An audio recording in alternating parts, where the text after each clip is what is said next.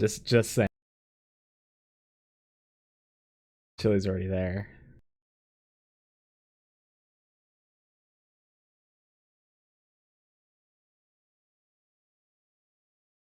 Already where?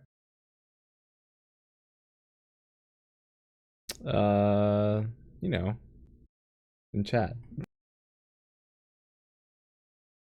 He hasn't said anything. Nobody's there. Chili's everywhere. That's true. It's true.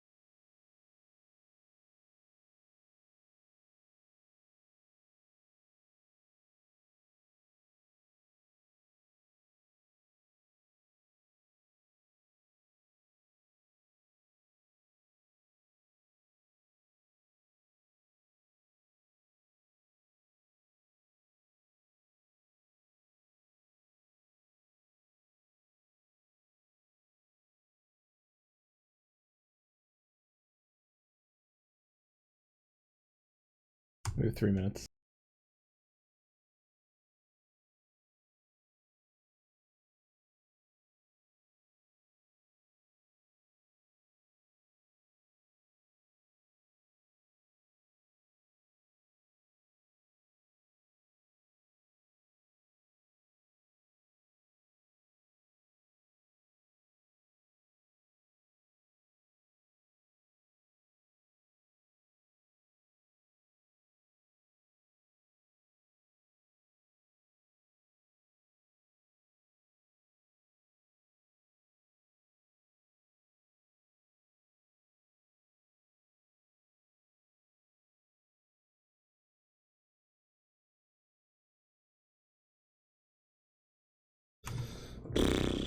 Uh,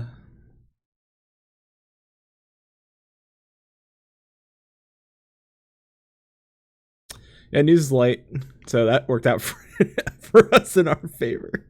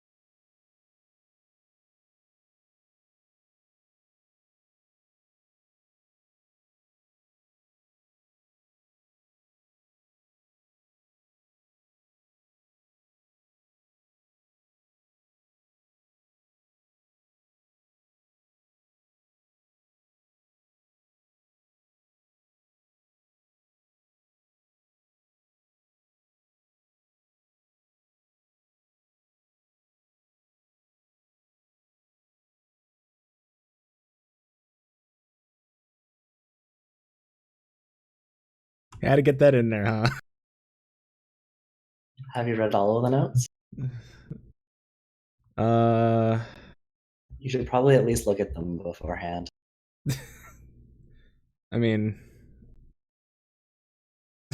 Particularly because there's specific times when I'm like, there's specific times when it's like, don't have to necessarily mention certain things because I have it later.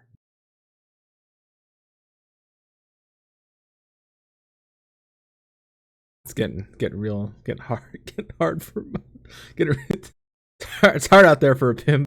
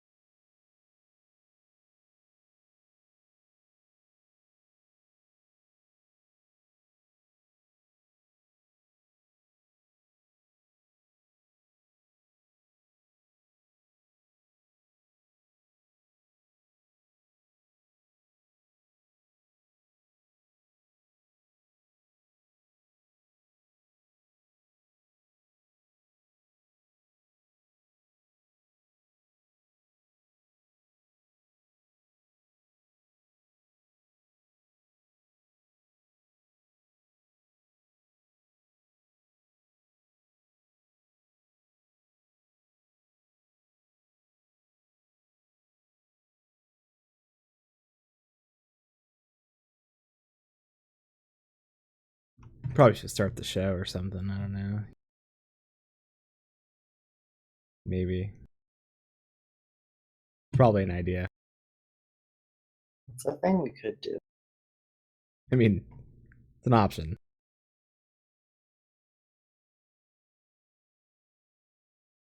We don't have many options, but it is an option.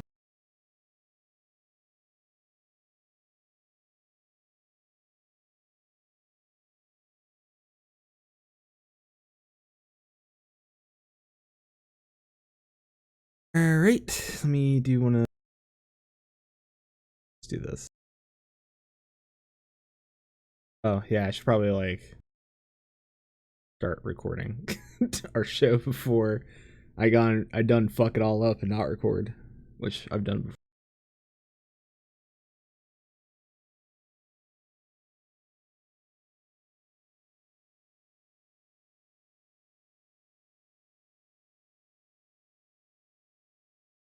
Okay, I think it's recording. Can you say something? I can say something. Oh wait, have you muted? All right, say something real quick so I make sure it's recording you as well. We should see if I'm actually talking this time. Yeah, you are. You are talking right now. Well, that's a good thing. Yeah, I'm a little low, but I can.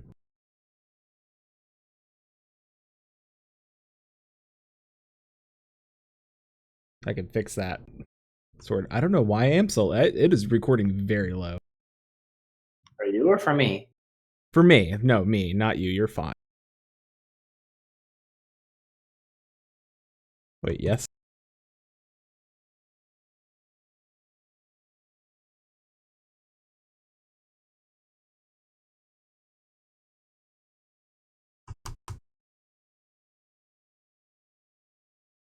Hello. Woo! It's recording me now. Yay. Hi. Well, it should be recording me now. Anyway, that's better. I'm matching you now. Well, that's a good thing. Well, I'm pretty sure if I got closer to my mic, it'd probably record me a lot louder. So we could do that too. no, that's ASMR. That'll be the next show. God.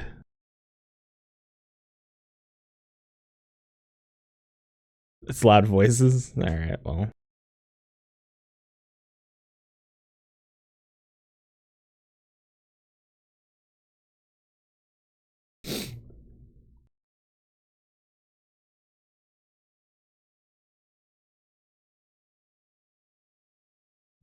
It's July 3rd.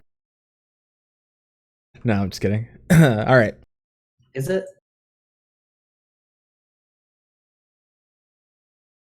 Hold on, I hear.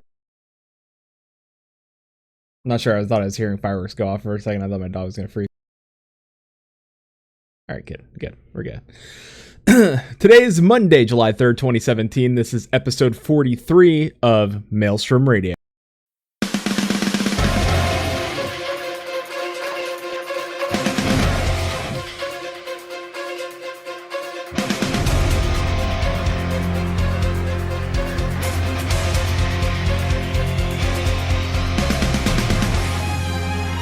Maelstrom Radio.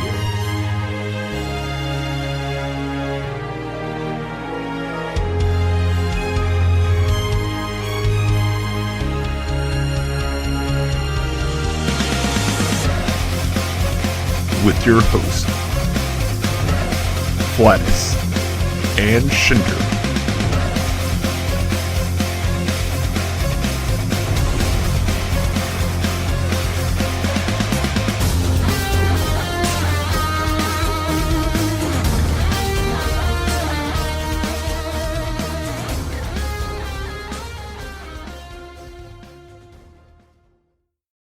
And welcome to Maelstrom Radio. My name is Flatus. With me, as always, is my companion, cohort, and compadre. It's Shin. Yeah, that was nice. See? It did work. Probably fucking. It was good. I liked it. They're probably gonna be like, we didn't hear you, but it's okay because guess who did hear you? The audio cast, like live stream, didn't hear you for Did you a just quick. mute me in front of? We actually did it okay, and you muted me for the stream. Yeah. But for like terrible. a split second, like they heard you after. It's fine. Like it's just a quick, like a little touch. That's all it was. I have a whole bunch of new icons in chat. You do? I have 3 icons. Oh yeah. You got a Icon City This week. It's fucking Icon City in that piece. So We welcome. got sub badges. We do. Yeah. Sub button. That's what it was. Yeah, we got a lot of things. I got a lot, man. Well, yeah. Welcome to Maelstrom Radio, the Final Fantasy 14 podcast, where we talk about Final Fantasy 14. You know, it's Final Fantasy. Final Fantasy. Damn it! You got the double one in there, Buck. All right, Try that again. It's Final It Fantasy. sounded fine to me. Final Fantasy. Well, because I hear double. Don't worry. It's going to come through double. Come on. It's a fucking... Bro, listen, I had a long day. I can tell you that. It's so long. Kind of rough. Not that we need to talk about that. We should talk about our memories. Which really I mentioned already. You did, but I think we need to like expand on it quite a little bit. So Shin did mention we got our sub button on Twitch because Twitch decided to give affiliates sub buttons, which is fantastic. I cannot tell you or thank you and just how overwhelmed just by the support of people that came in and subbed. A few people from the FC, people that watch our show, Chili subbed and then donated bits to us on top of it. Like I can't, I don't know. Just want to point out that that's like the best message. Yeah, it is. It's like, I was like, I didn't think it was going, like, I told Chin, I was like, well, let's see what we can do with this. And all of a sudden it's like people were coming in and are like, we want to support you. We want to see you guys do good and I have a slight suspicion that your Friday stream had something to do with it. Am I drunk stream? That's the one. I heard that it was great. I was not unfortunately available. Who told you it was great? Who were these people? Because it was something. I may have drunk tanked through a certain dungeon, which is called. I'm gonna remember. It's right here. I got the list of dungeons in front of me. The something of the fist. I forgot the name of this one because it's like I want to call it something else from a kung fu movie, but it's not that. Temple of the Fist. Temple of the Fist. Thank you. I thought you had it right in front of you. Come on. Yeah, Chili. Oh god, I wish I could say FC needs me to tank. Chili, just you can still listen to us in the background. Shh. It's true. You don't have to pay attention to your group. Obviously, you can tank it drunk. Yeah. Also, Chili, if you wanted to, you could tell your FC to come listen to us. Anyone that doesn't need a tank, you just tell them to come here instead, or not. If you want to. Anyway, thank you all so much. Like the support is just completely overwhelming. So with that being said, I have to tell you that I am going to develop a streaming schedule. I will put that out this week and I will adhere to that schedule. That way you're getting your money's worth. I feel like if you're giving us your money, I should be earning that from you. I don't feel like you should just give us your money and we just show up here every Monday, just do this show. I feel like you deserve a little more from us. So I'll develop a stream schedule and I'll adhere to that, and you guys will see more of my face and we'll grow the channel and maybe make something of this, maybe. Think just from Shin and I just thank you. We can't say it enough. So on my part, I'll probably still end up just showing up on Monday.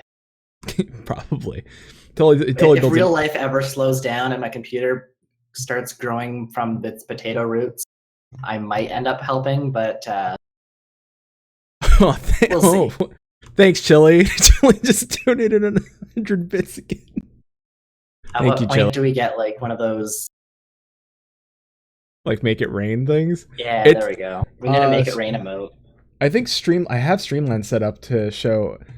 Supposedly, when you actually he made it, he should have seen the GIF where it's a. Maybe I don't have to turn it on. Anyway, maybe it's because the show's on because I don't have it turned on for the show. Well, probably a good thing. Because it plays an audio when it taps it. But just to let you know, Chili, if that did happen, you would see a fat Chocobo GIF saying "heavy breathing." It makes the da da da da da da da da sound when you do. So you know.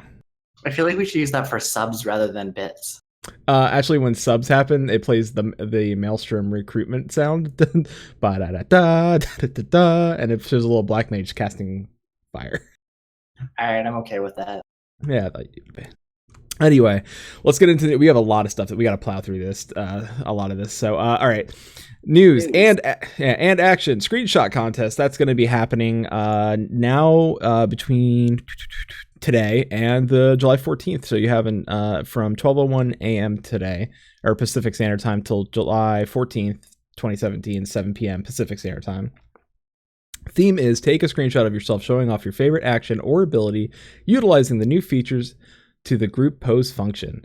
The prizes, Square Enix will select 50 winners. That's actually a really high chance to win. And believe it or not, like, we know for sure, like, just throw your hat in the ring, because there is always a high chance to win. They don't really get a lot of entries for this, so the fact that they're selecting 50 winners, you have a higher chance of getting selected. Our friends over at Phoenix Down won. Were Luna won, I believe, or they both won. I know they at least placed. So you'll get. I don't think any of them got the grand prize, unfortunately, but it's still pretty good though. Klaus and Sarah all placed. I think Luna did get something though. I think she got a choker for one of her things. Yeah, she definitely did. Yeah. So, all right. So 50 winners. You also get you can also get a chance to get a set of 3 Taito figurines. So you'll get the 3 of the Taito. So it's the new Y'shtola figurine, the new Thancred, and a Nutkin Taito. Actually, I want the Nutkin's really adorable. All right. So the link, links and stuff. RIP non-USA fan base. Yeah, it sucks. Is it only USA only on that one? North America? This is Chili and I talking about the previous competition, because Chili couldn't do anything because he's in the UK. I think this one's open in North America, so Canada counts, maybe. You should be fine. Yeah, you should count. I don't know if when they say North America, they think about Canada or Mexico. You're a hat. Why would they not think about you? No? Because they don't usually. All right, we can find out. They about Canada as soon as they move the servers out of Montreal. No, I don't think that's true. All right. So 2 community news things, real quick. JVNK Cat on Twitter. She does amazing artwork. I hired her for a commission, and she was top notch. Like, not only was the artwork really great, the cost of the commission was super cheap. Like she could be charging more, but she has the page. It's we have a link. I'll throw the link on our YouTube vid, and I will throw the link we'll throw the link somewhere also on probably the description of the show and on our site. Go help her out. She does great work. She's really fast, and she's super thorough, and she gives you constant feedback throughout the process. Like, she'll ask you, like, is there anything you need to be changed, like any of that. She's super personable. It's great. Also, Stage Reborn GoFundMe. Oh, go ahead. Just wanted to put one more thing out there. If you're getting art, please pay your artist. Don't try to get stuff for free. Don't ask them. They're spending lots of time on this work. Pay your artist. If you can't afford to pay your artist, don't get the artwork. Save up so you can pay the artist. Yeah, luckily the website she uses, you have to get the payment first before she's even allowed to start on the art. So that's a good thing about her. But with that website, but I will say this: she's, like I said, she's super quick about it too, and her communication is top notch. The reason why I'm giving her a shout out, it's not she didn't give me any artwork for free. I did pay for the commission. I am giving her the shout out because I think that she deserves it, and I would like to see her get more work headed her way. So if you're a fan of your character, you have a screenshot you really like, you want to get your character drawn, or if you have you and an SO in game and you're long distance and you want to do something for a birthday or a special event or an occasion, go see her. The art's digital. You can make it your background. It's super awesome. Go check her out. A Stage Reborn is throwing up a GoFundMe because they can't play Stormblood right now. Like, the leader of Stage Reborn needs help getting a new laptop that they can do not only to play Stormblood but also put on a Stage Reborn. And if you've not seen a Stage Reborn, go check out their YouTube, their Twitter. Like, they do in-game theater. And the last one was an actual play, which I watched, and it was phenomenal. It was so interesting to see how they do this. So they have a GoFundMe set up. GoFundMe, just type in a Stage Reborn. They are halfway of their goal.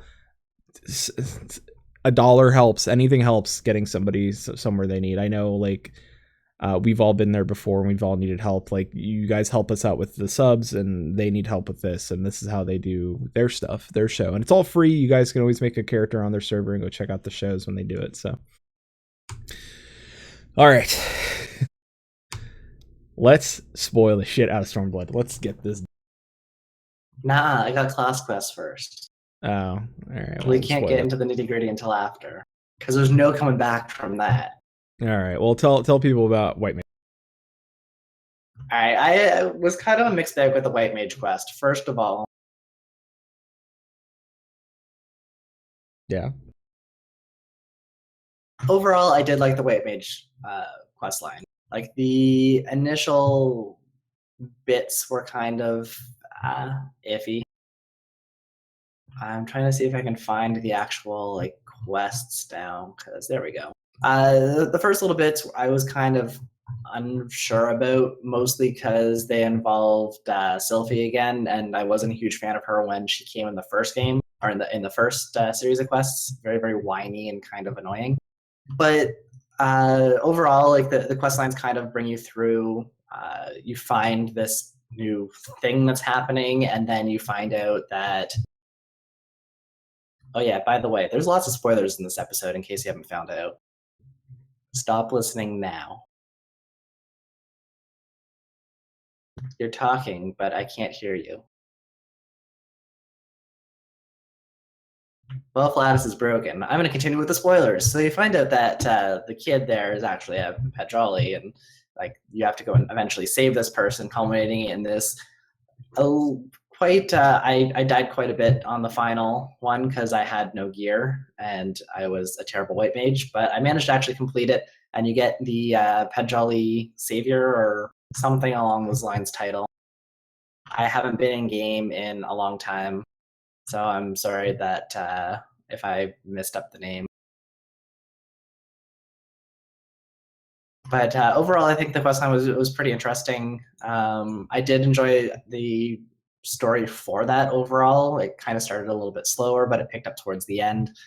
But hopefully Flatus's audio is coming back, because I know he has a million and one things to say about the Dark Knight's quest from emo to death metal. Hi, can you hear me now? I can. All right, cool, perfect, thanks. All right, so fuck, where do I even start with this? So the Dark Knight quest line was, yeah, we were real edgy. Got real edgy. No, we're not edgy no more. Now we're straight Scandinavian death metal. Black blood for the blood gauge. Yep. So by the way, you can type !blood.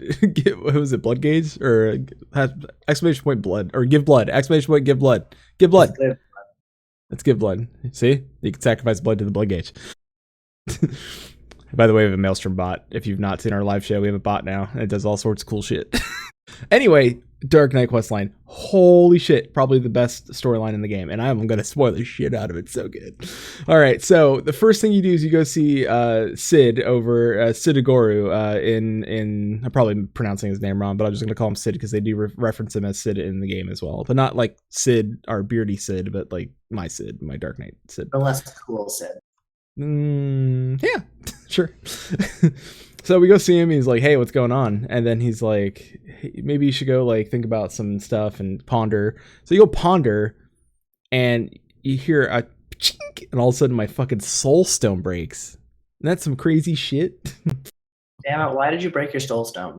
I didn't. It was a kid named Mist came and it was like, "Yo, I need to do this like 5 more times before you restore your soul stone." Or like, what the fuck?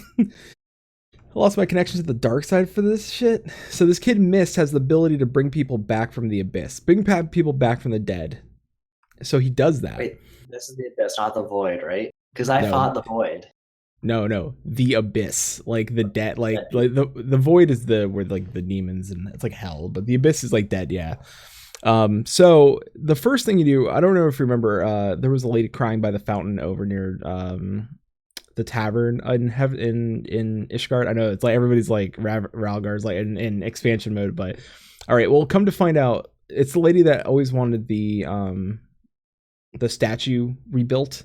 There, you like it. I'm telling you, this is so good because it's like all these like little like I wonder why these things are here. That eventually they got all answered, and I'm gonna spoil them all for you. So you go find out that one of her brother was a Knight to the 12, and we killed them, of course, because Thorin and stuff like that. She never got to say goodbye to her brother. So Mist revives him, and like she can finally give her peace, and you find out like he was actually really sorry. Like he didn't, he only followed because he believed he was doing the right thing, and it wasn't so much of Like he, you know, because it was a religious thing, not I like I'm evil. I just believe that our religion states that such and such, and I'm gonna follow King Thoradin for their. I serve him, and really his options were like and death. So he did that, and you know, and then I had to do soul. One of my moves to extract the power back. So you come and find out that later you go and help him again. No, well, Mist can only to make these people corporeal for a little amount of time. He only has the power to hold them in place, like give them like a presence in this world for only a short amount of time before they disappear. So he can like cast Speak with Dead, not raise. Kind of, but he used my Dark Knight power to make it happen. Like he took my power to make his power happen. So that makes sense. You don't have to later. Wait, get this. Later, we go and visit the lady who tried to kill us in Heavensward. Remember the lady who tried to poison us in the tavern? We go visit her and find out her brother died because he gave his life for the Dragon War. And she did like you end up like smoothing that whole storyline. Like that got closure. Like you never knew what happened to her, but she moved to Tailfeather and everything. And like the everybody hates her because she tried to kill the Warrior of Light. But then like you and her have this moment where she's like, I'm really sorry, you know, I thought, like, it's this weird thing where you're like, you know, you didn't like her for trying to poison you, but at the same time she's like, the war, even though the war's over, it's not for some of us, like my brother's never going to come back. So she made peace, but the kid Mist was like, oh, so like me bringing back people's not always a good thing, because even though she got closure, it's not something that she necessarily is ever going to get over, because even though he was here for a minute and she got to say goodbye, it doesn't mean that he's ever going to come back, that he still lost his life to this war that man technically created. So giving that, you continue. Holy shit. Sid wants to see, like, my trainer, Sid, was like, he was getting emotional, and he's like, I don't understand why I have to watch this kid, like the little girl. He's like, I never understood. He's like, you know, I never understood why Dark Knights are this way. He's like, my trainer, and all of a sudden Mist accidentally brings back his trainer, and fucking Sid and his trainer and myself, we duke it out. It's so badass, because he's this badass Dark Knight. He's doing these badass Dark Knight moves I have never seen before. I'm like, I need to see more of these. And we fight, and Sid loses, but I win against him, and he tells him, he's like, listen, he's like, I told you when you grow up you'll understand. He's like, it's not about, like, Dark Knights are so cool now to me because they're just like, it's because his teacher was part of one of the original Thoradin's 12. Like, he was one of the original 12, or he served under Thoradin, but he realized what the church was doing, so he left. He retired because he was at retirement age anyway. And he said, he's like, I'd rather have left my legacy be about fighting for what was truly right, like the downtrodden and everything like that, versus what the church wanted. So you find out more about the background story of Dark Knights. That is the exact opposite of what the holy religion was, the Holy See, and those knights in training, versus what he took it and turned it out to be. Because it's about facing death, like Dark Knights truly look at the abyss and draw their power from there, to help people. So Sid was like, all right, well, cool, I guess we'll continue. So you get to Mogholm, and then Sid hates Moogles. Like, he first Moogles he saw, he knocked out because he knocked him out. I never felt so happy in my life. I've never been so happy. He fucking knocked him just out.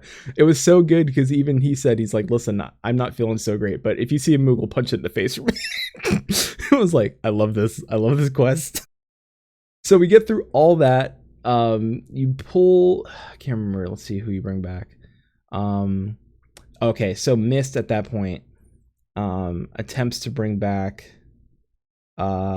he brings back the little girl's mother of all people, and then you have to fight and kill her. So you do that again, right? Because now he took the little girl's hostage. And Mist is going crazy at this point. Then he summons, and I'm not shitting you, he summons Thoradin's 12, the heroes of darkness, so the warriors of darkness, he summons the warriors of fucking darkness. So now I'm fighting Thoradin's 12, the warriors of darkness. I'm fighting every person we've ever killed in the game in the last expansion.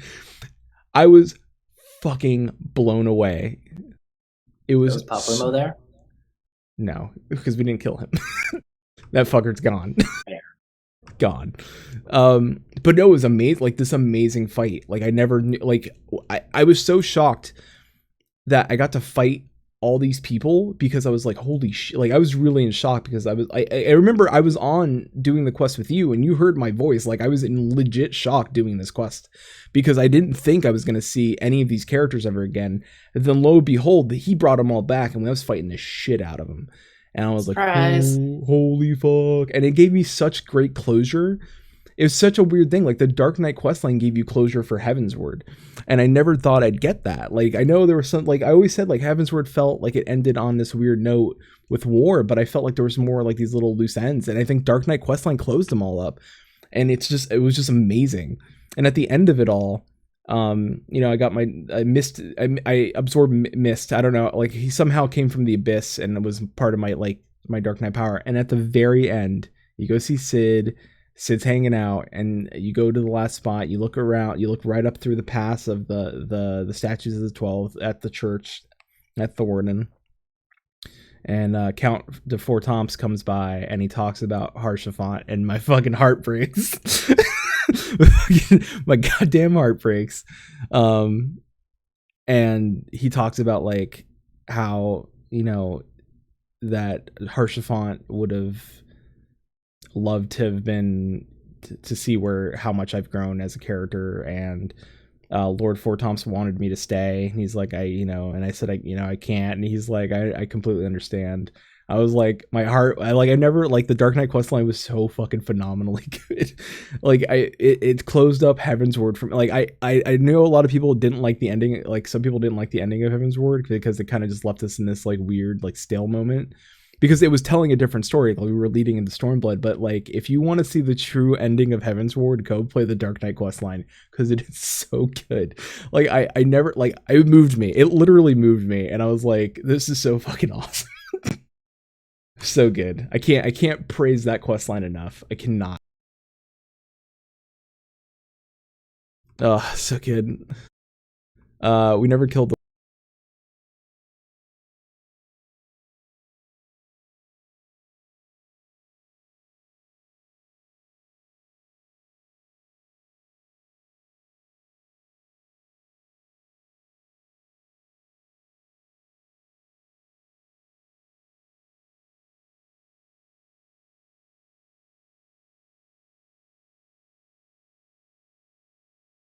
All right, that's it. Show's over now. Best quest line, Dark Knight. Hold on. Hey, can you guys hear me now? Your audio's out? Yeah, I can hear you fine. So. Yeah, for both of you. All right, well, I think they can hear me now. Killed the Discord's gone. The Discord's gone. Wait a minute. I don't know if they can't hear either of us. Then assuming that it's Discord. Discord's fine. Now we can. I don't know. Something weird happened. So damn, we could have had like a secret audio show, post show only segment where we just talked about it, like just fucking can hear you now, where we just went in and like spoiled everything but nobody could hear us. That'd be fucked up. Well, no, we're spoiling anything anyways. We can have like the secret section and anyone listening after can be all like, oh, I'm special. Bad talk to all the people watching. I mean, not that we would ever do that. Don't do that. They gave us their money. Don't do that. If we were going to do that, we'd do it to their face at least. But let's Garabanya. Ralron and Pippin 7. Garabanya started great. Well, I guess the expansion really didn't start here. It started in the Rising Stones. It did. And then we met that one lady who wanted to see my junk. Remember, she's sitting on the crate with her sister, and oh yeah, I pointed her out. I remember her now. Yeah, she was like, "I can't wait. I would like to see the Warriors Light member." I was like, "Whoa, what?" And her sister's like, "Dear God!" You really should have used that screenshot instead of the one you have up. Oh yeah, I never That would showed have been it. beautiful. I got it. I'll show it at the end. I'll show it at the end because this screenshot I Alright. got has a hilarious story, and then I need to tell you about that as well. So we started off in the Rising Stones, immediately went out to East Gridania. Yeah, East Gridania. And then from there, immediately decided, hey, we should go to Garabania because you know what? In the last few months since everything went to hell, we have an outpost now. That's it's true. And then, of course, the beginning of the expansion, you walk into Garabania, and it's kind of cool looking. They have like this little forest. You can kind of see this segment between the forest and the desert of Alamigo. But really quick into the expansions, we hit 2 solo duties that were a huge pain for a lot of people. Luckily, by the time that we hit Raubahn, we managed to get through it pretty quickly. We did a little bit of Palace of the Dead and happened to get in. Pippin we waited a little bit longer for. I got lucky and slept through the entire issue and then woke up in the morning and it worked. You had a few more hours that you had to wait. But it's because I stood up later and I think I missed the window of it working, but it wasn't that bad. Like I think I waited. Moral of the story is go to sleep and wake up early. Yeah, pretend and then find out about the DDoS attacks on Monday. Always. But overall, like I think they established the story pretty strongly at the beginning. You had a lot going on, and then like you get all the way to here. You eventually make it out to the peaks. You kind of explore that, and really, really fast, really quickly into there. You eventually get to Rhalgr's Reach, which is the main city of the entire expansion. It's not the city. Sorry, it is the Idleshire. Idleshire. The Idleshire. The adventuring town of the expansion, I should say. Yes. Which again was really, really neat. You kind of get there and you remove the glamour and you see this massive big city of Rhalgr's Reach, which we saw in all of the preview shots, and it looked pretty similar. And of course, you have a whole bunch of fetch quests and you run around and all of that, and that wasn't anything too special, at least to me. But then you go out because you're about to go and raid this lovely bridge, and all hell breaks loose. You come back, and the entirety of Rhalgr's Reach is destroyed. Everyone's gone. You go, and Mefred gets killed by what's her name? Ferdola? Yeah. Yeah, Ferdola. Yep. He dies, and then Conrad gets hit, and then Lise goes down, and Y'shtola does her whole shield thing, which was also in the trailer. And then her shield breaks, and she goes down, and she's out for most of the expansion. Yeah. And that's how we start the proper expansion. Yeah, it was. All my friends are dead or dying. Yeah. They did not fuck around this time. Like they really didn't. Like it wasn't a slow burn. Like I feel like Heavensward was a lot of. I know we were like new people in a new city and everything like that, but I felt had like to ramp up that one. Yeah, I didn't feel like it was getting really interesting until we started getting Estinian and then getting in trouble in the city without like that, and that took a while to get through. Where here it was all right. This is it. We're at war, so we can't stop. We gotta go do shit. Well, and then with Heavensward, right near the beginning, we had that split in the quest line where you had to go and do both brothers' quests, and they were both in 2 different zones. Everything was split. It was really kind of annoying. And then here we got to Rhalgr's Reach, and they did the exact same thing and split it off. But luckily, it was only like 2 or 3 quests each, so it wasn't too bad. And I found that they did that really with the rest of the expansion. They got to a few points where they're like, yeah, let's spread out all the quests. And then you could do a whole bunch at once, but then it really quickly converged back to the main story, which I think worked a lot better. It did. The pacing I found was a lot nicer as well. Like you went pretty fast through Garabania, pretty fast through the peaks, got to Rhalgr's Reach, then did the whole author was really, really well done, and came back to zones again and did a little bit more in depth. So it didn't feel like you were in a specific zone for too long. No, nothing overstayed its welcome. Like I never felt like I was in a place where I'm like, I'm kind of tired of being in this place, or I felt like that. The locks, yes. I felt a little bit of that. It's too much salt. I think the locks maybe was because that was our ending point, so I felt like we were there a little bit longer. But let's jump in. So Ralgar's Reach, we're done, and then we felt defeated, but come to Taru, cutting deals, wheeling and dealing with pirates.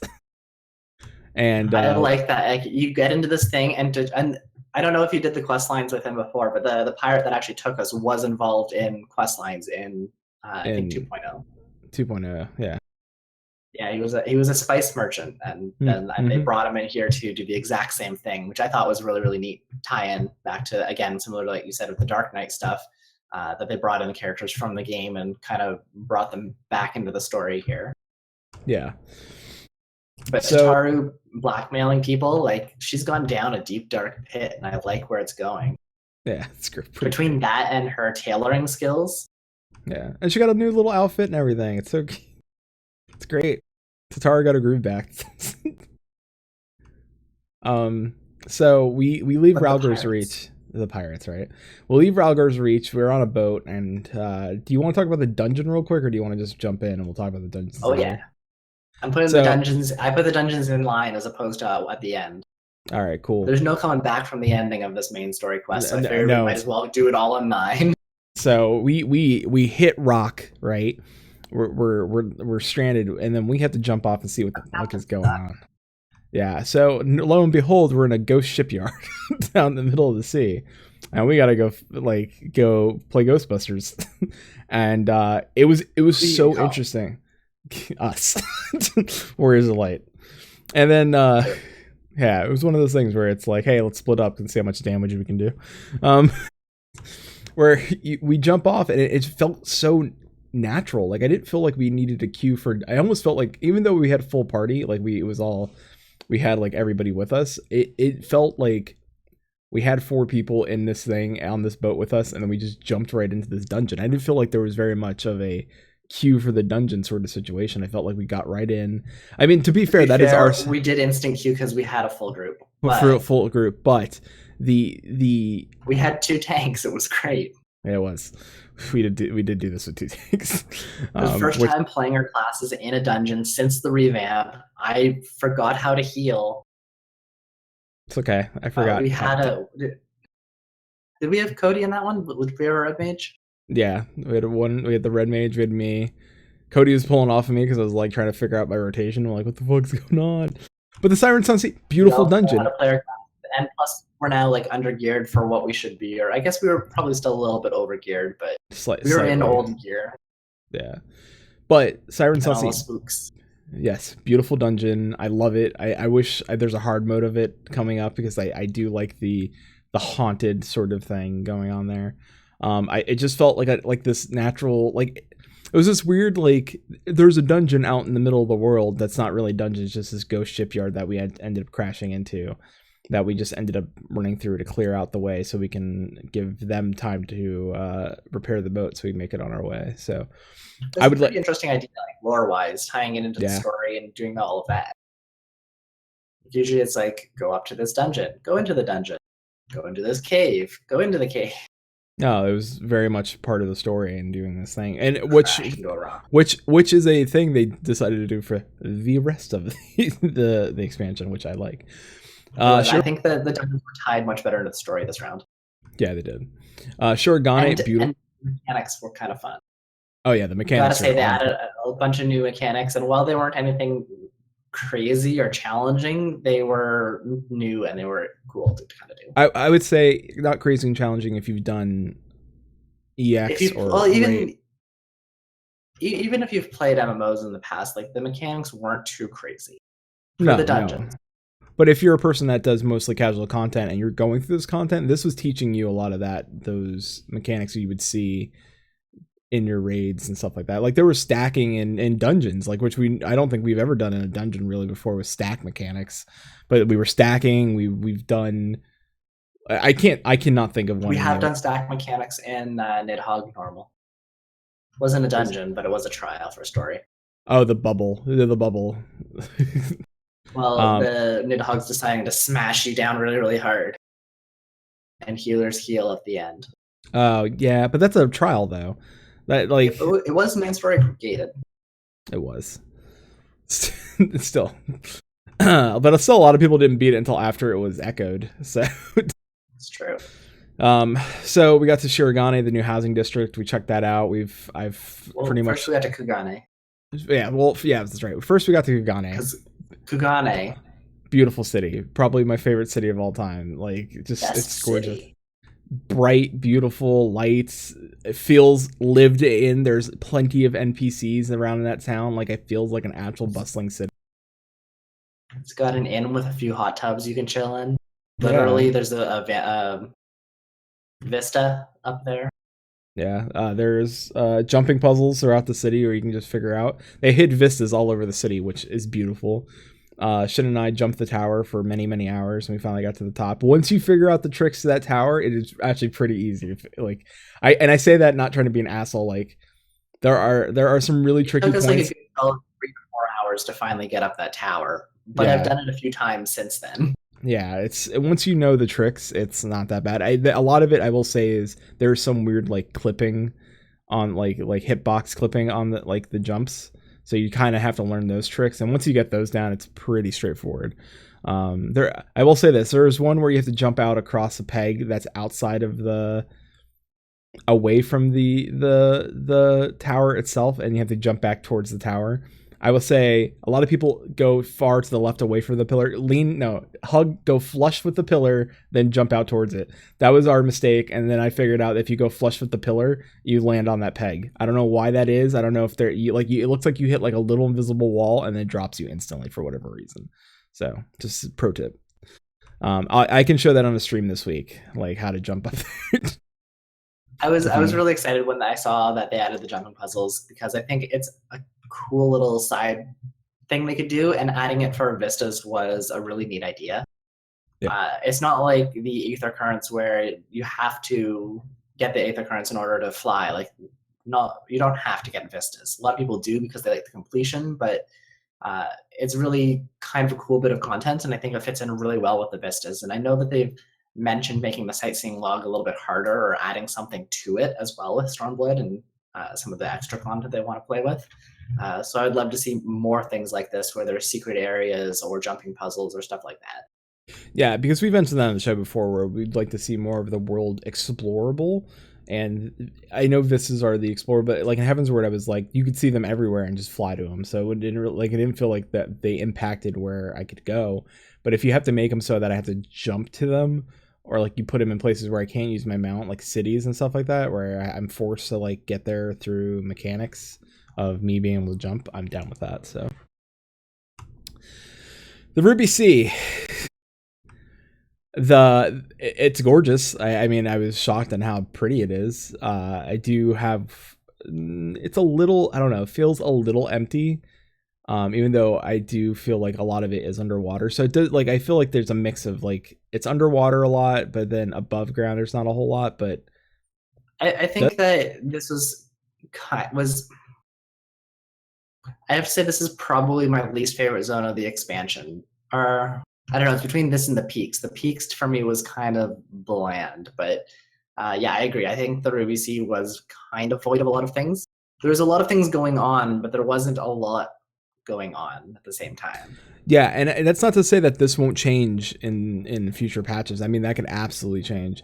Now, I will say this: the dungeon, the side dungeon here, was it Shusui of the Violent Tides? That's the one. That's the one that the media tour did, and they previewed way back when.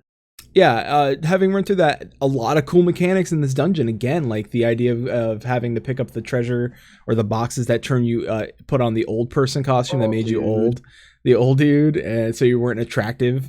I thought that was really interesting. I mean, it's just, yet again, very cool. Like, they're really expanding upon what they're doing with like mechanics. Like, they're really thinking outside the box. Now, is this stuff I've seen in World of Warcraft? Sure. I've seen things where you have to step in stuff to avoid, but like never where like I have to look old. Like, I thought that was really cool, where it's like it played into the mechanics of the boss. Like, the boss wanted to make you fall in love with it, but it didn't want to have anything to do with you if you were old. So I thought that was kind of cool. I like that. It is a similar mechanic to Hullbreaker Island, Islehard, where you had to step into the box in order to cure your poison. But yeah, they added a different step to it where it's tied into the fight a little bit better. Plus, you get to turn into this little old dude. Yeah, it's great. And probably if you kiss me, it tastes like a peanut. My favorite part of the Ruby Sea though was the Kojin. Ninja Turtle? Like, meeting the turtle people was just great, and the voice acting for the main Kojin guy, I can't remember his name, but he was awesome. It was great. Not the leader, the guy that actually came around with you everywhere. Oh yeah, no, he was great. You also find out that the turtle people wear, like, if you didn't notice, but they wear that the shells and stuff. Those are armor. That's actually not like legit shells on their body. Like that is just armor they wear, which I found interesting. So But they're the turtle people still. Yeah, super entertained. Yeah, Soroban. Also, I like that the Beast Tribes yet again were very much involved with us this time around. Like we got to quest with them and talk to them. We met them very much early on. It wasn't like just later they were just introduced as like some side story. Like this was like, hey, these people are ingrained with the main story, and they will fight along your side. Like I felt like a much bigger connection with the Beast Tribes this time around than I did in Heavensward. But we did something similar with the ones in Heavensward, right? Like we had an entire whole arc with the Mughals through, and we had a whole arc with the Vanu there. Like we did a lot with the Beast Tribes in Heavensward as well. Yes, but it wasn't that. Yes, but I don't think it was. I don't know. I didn't feel as connected. Like I feel like Soroban was much more a bigger connection to me than like the Vath were. Like the Vath was just like we got to like this. Oh well, here's your like quest area. And then you do a couple of quests, and that was it with the Vath. Like, I didn't feel like they were super like until we did the whole thing with Ravana. Yes, but that was like their bad sides, like which the Kojin did have, and we'll talk about Susano, which I liked because it wasn't like we summoned a through crystals. Did we summon a primal? It was through. Well, we did. Well, was crystals involved? Well, it was like a weapon, but no, it was like a weapon and then like a jewel and something else. There's 3 sacred treasures, which when they came together had the whole thing go on with him coming to life and everything. But then they did find out, and they mentioned after you defeated the trial, that the Kojin also had a huge amount of crystals that they could have sustained it with. So it was still summoning through the crystals. Damn crystals. Just the focus, I guess, of it was those 3 sacred treasures together. Yeah, it was a shield, a sword, and a jewel. Yeah, but it is interesting that it's like, as we continue through the Final Fantasy world, that we know that not only like sometimes it's more than just crystals to summon a primal. Like for example, with Shiva, clearly it was something that you could do inside yourself, and you can just pull, like, as long as you had to.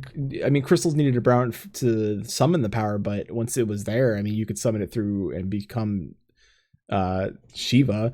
Or Thoradin with the power that he acquired to become a primal himself through. I mean, it's just interesting. I'm just saying, like, I like that they're just going about different ways of getting us primals other than just straight crystals.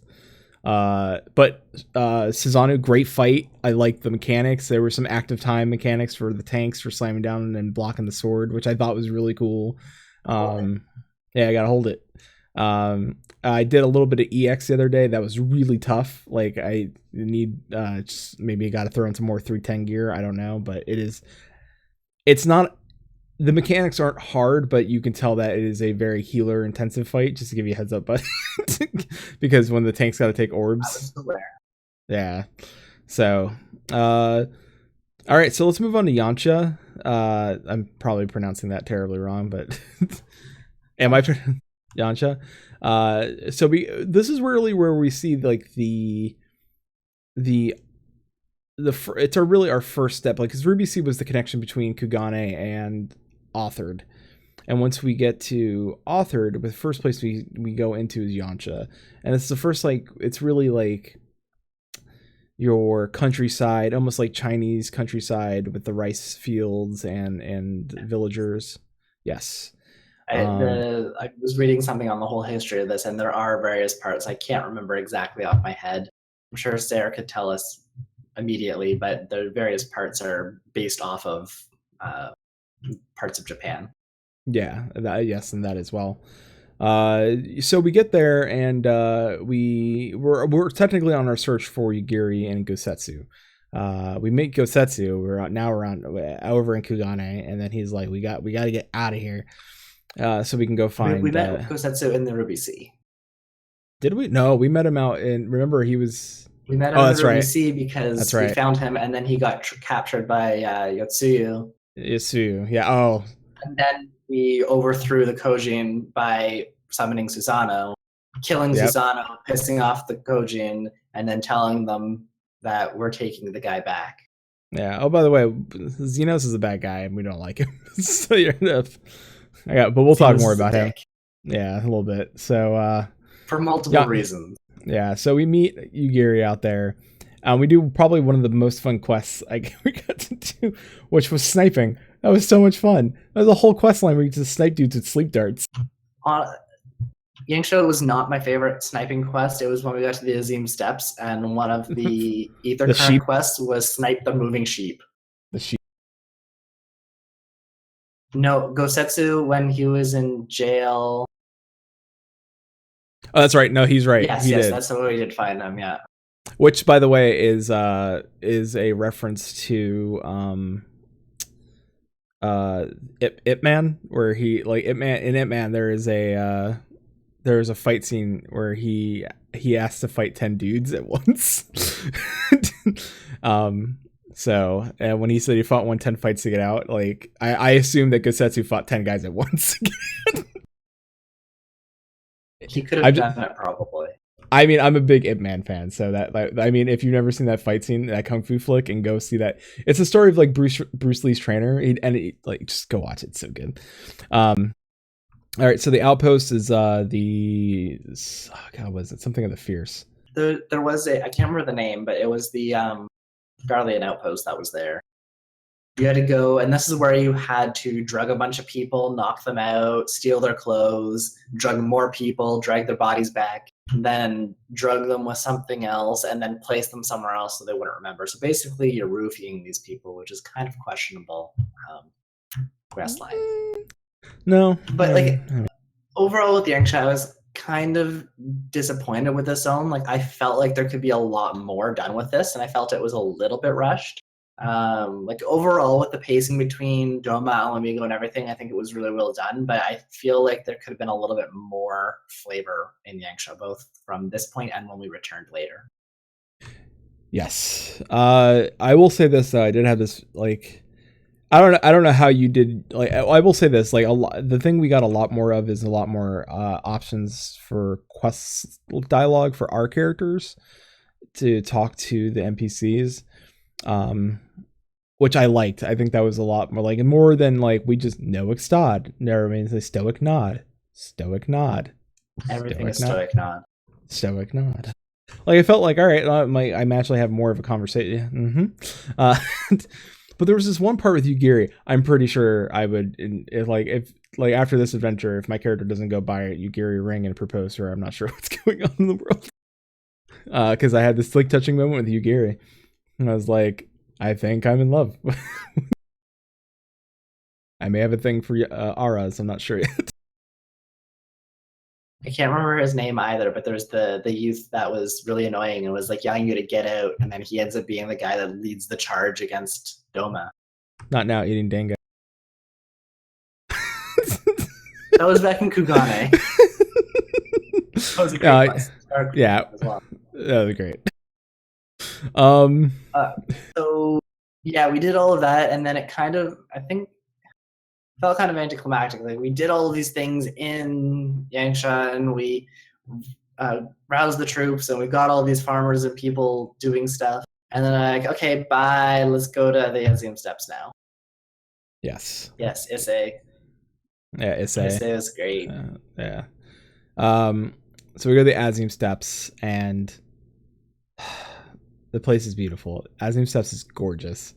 It is, to me, massive zone. Fields, sheep, giant rocks, water, ups and downs. It's just beautiful, and it very much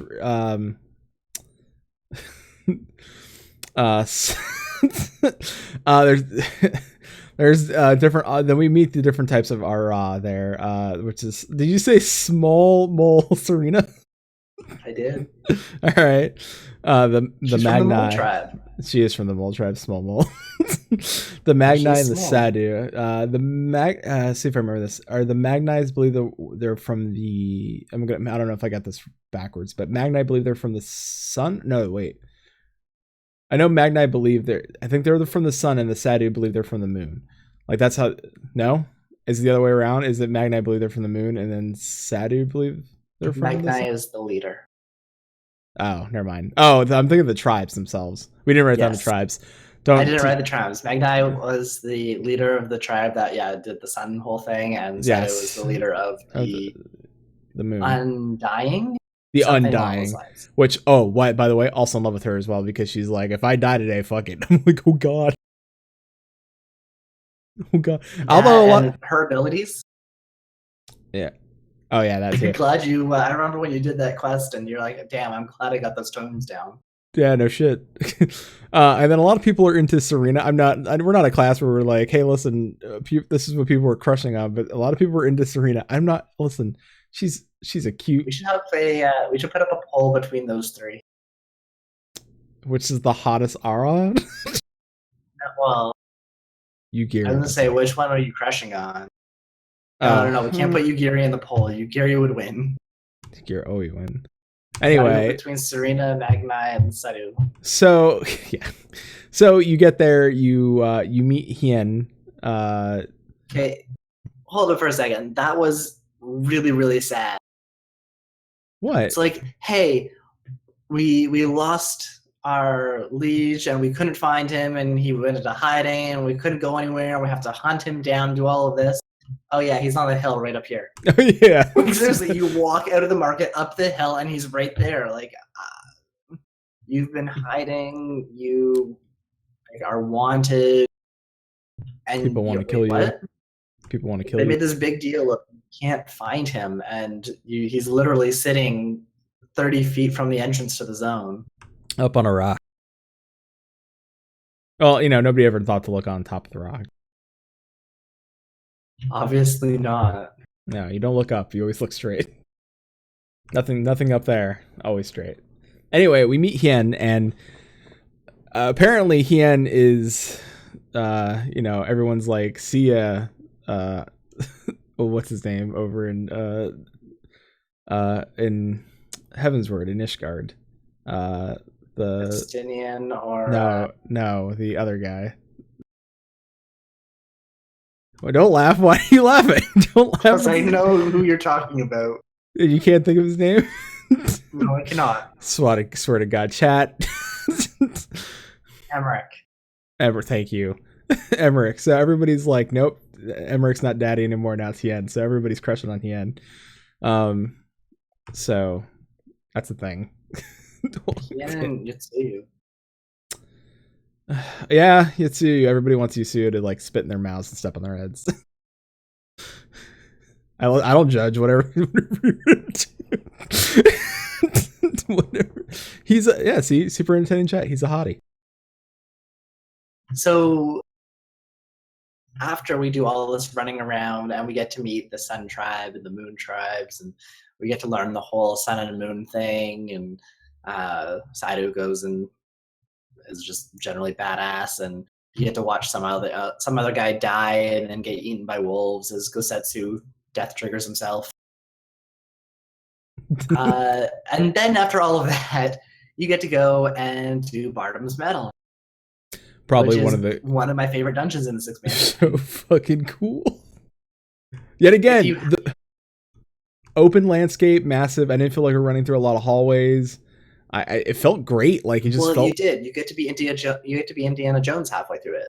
That's right. And near the back half. And the second boss is Mechanics boss. So good. That was the best. So good. Like, let's take all the mechanics that people can't do, put it into a boss, and force them to do it. Because if they can't do it, then they can't complete the story. You have to learn how to do mechanics in order to play this game. And I love that, because people will actually do things now.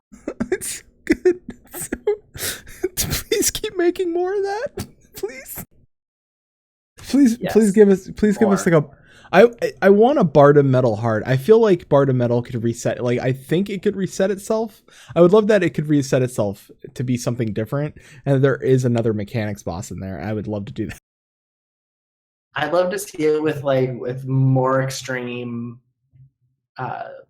mechanics. Oh yeah, Like we've done like the normal dungeon sort of stuff. Give us some harder mechanics. Give us like maybe extreme trial level mechanics if we really wanted to go that crazy. true. Yeah, go nuts with it. More mechanics bosses. I'd also like to point out that the solo duty at the end of the Azim Steps was amazing. Just everything keeps coming and coming and coming, and I just got to sit and holy spam everything until we had to play the game of no, I'm going to stop here and stop everyone, and then the next person leaves, and the next person leaves until it's just you and one other person. Right. All right, and then what? It's Grinwald, right? Is that his name? You call him Shrek, which is Grinwald. Oh, I don't remember his name. I just call him Shrek. So Shrek. He looks like him. He's green. He's big. He's a giant roe. He looks kind of like an ogre. He's obviously got layers from the number of times that we've killed him. Yeah. So or wrecked him. Like he's always run off. Anyway, yeah, he comes in with his toys and we kick his ass. Now I have to say this though, with his army, they brought the whole army, but they decided to fight the aura, and that was just a bad idea. That was a bad idea. That was not good times. I will say this though, that the Aura had like this contest of the first person to get this like relic or this thing became leader, and that was kind of cool that we raced across the fields of the Azim Steps to get to this like one focal point. I like that. I like the idea of like we ran across this whole massive area to get to this one thing. It really felt like they used the world more in that sort of style. And I would love to see more of that. I would love to see more of that kind of stuff where we use more of the world. And they did it a few times in story points where they used more of the world. It wasn't just like fight a boss here. It was like, oh, let's do this and move on to this section and then run across the world and world map to this area. So then we go back to Yangsha and we well, it's time. We have Hien, we got Gosetsu, we got Yugiri, we got Lise. We meet back up with Alice, and lo and behold, her brother comes along. And Alfie came up. He's like, "Hey, what's up?" He's like, "We got a plan. We got Sacred Dirt. Yeah, the Sacred Dirt quest. And then fucking we go back in, and then it's just like it's go time. It's we know what we gotta go do. We gotta take back that castle. That's what we gotta do. And then Hien is like, "Listen, I got an idea. We gotta blow up the fucking back end of that wall and flood that fucking castle." And everyone's like, "You sure? Like that's a relic?" He's like, No, we gotta do this. He's like, "What is a castle? Freedom is more important than a castle." And I'm like, "Keep talking." I'm buying every word of this. I was like, "Sell me." And then he was just like, "We got to do it." And he's like, "All right." Gosetsu's like, "Fine." It's all grumped out about it, but we do it anyway. And then, boy, like Gosetsu has this one little scene, and it's hella foreshadowing because he talks about like the hardships he went through and the bad stuff he did, and how he failed. He already death flagged himself back when we were feeding the guy to the wolves. He's talking about like not understanding things and wishing, and he death flagged himself. He death flagged himself. Let's talk about things. And then he goes and has the lovely drunk conversations, and it's like, yeah, well, things are gonna go bad. Yeah. Same. Yugiri also is very much worried as well. So, but we step up the next day. Yeah, but Yugiri is just a really, really terrible ninja because she's sitting there hiding, listening, and eavesdropping on this conversation, and then Hien's just like, "Hey, Yugiri, come over here. Like, you're a ninja. You can't eavesdrop." She's precious, and you leave her alone. She's a terrible ninja. She's precious, and leave her alone. She's Thancred going. is an amazing rogue because he can hide in the middle of the Garleans and not get noticed, but she can't hide in the middle of her allies. She's going through a rough time. She's made a lot of noises, and don't worry about it. Everyone has an off day. Don't shit on her. Damn it. Anyway, Terrible. I'm not trying to white knight you, Gary. I'm just saying. So we get to Doma Castle. Get to Doma Castle. Yeah, we get to Doma Castle, Oh and wait, there was the last minute plan by Kian. I just talked about that. The blow up the back wall for the water. Oh, apparently I missed that. We had a whole conversation. So let's blow it up. yeah, it was blown up. They blew it up, and we go in there, and it's for fucking real. It's gone. You're storming that castle, and it's dope as shit. Like it feels very like cinematic and like it's just for a dungeon to feel like engaging. Not Like only a from castle. yeah, well, like a castle, but not. I'm talking about like engaging as a story point. Like in Warcraft, I never felt like dungeons were engaging as a story point. Like they were cool. Like you're like, oh, we're going through a dungeon, and it's like, all right, well, then you just do the dungeon. Or here, I felt like this is very thematic. I would I love running. I will go through Bard of Metal anytime. I love going through that dungeon. Like I feel like the dungeons are not only like from running for content, like to gear up and grab stuff, but I've also felt like they were very much, if I wanted to go see that story again, I could go see that story again. And because a lot of the story plays out via battles, plays out around you as you're going through. And I thought that was super interesting. And I think that was the best way for them to implement the dungeons this time around versus like, we just got to go to that dungeon and do the dungeon.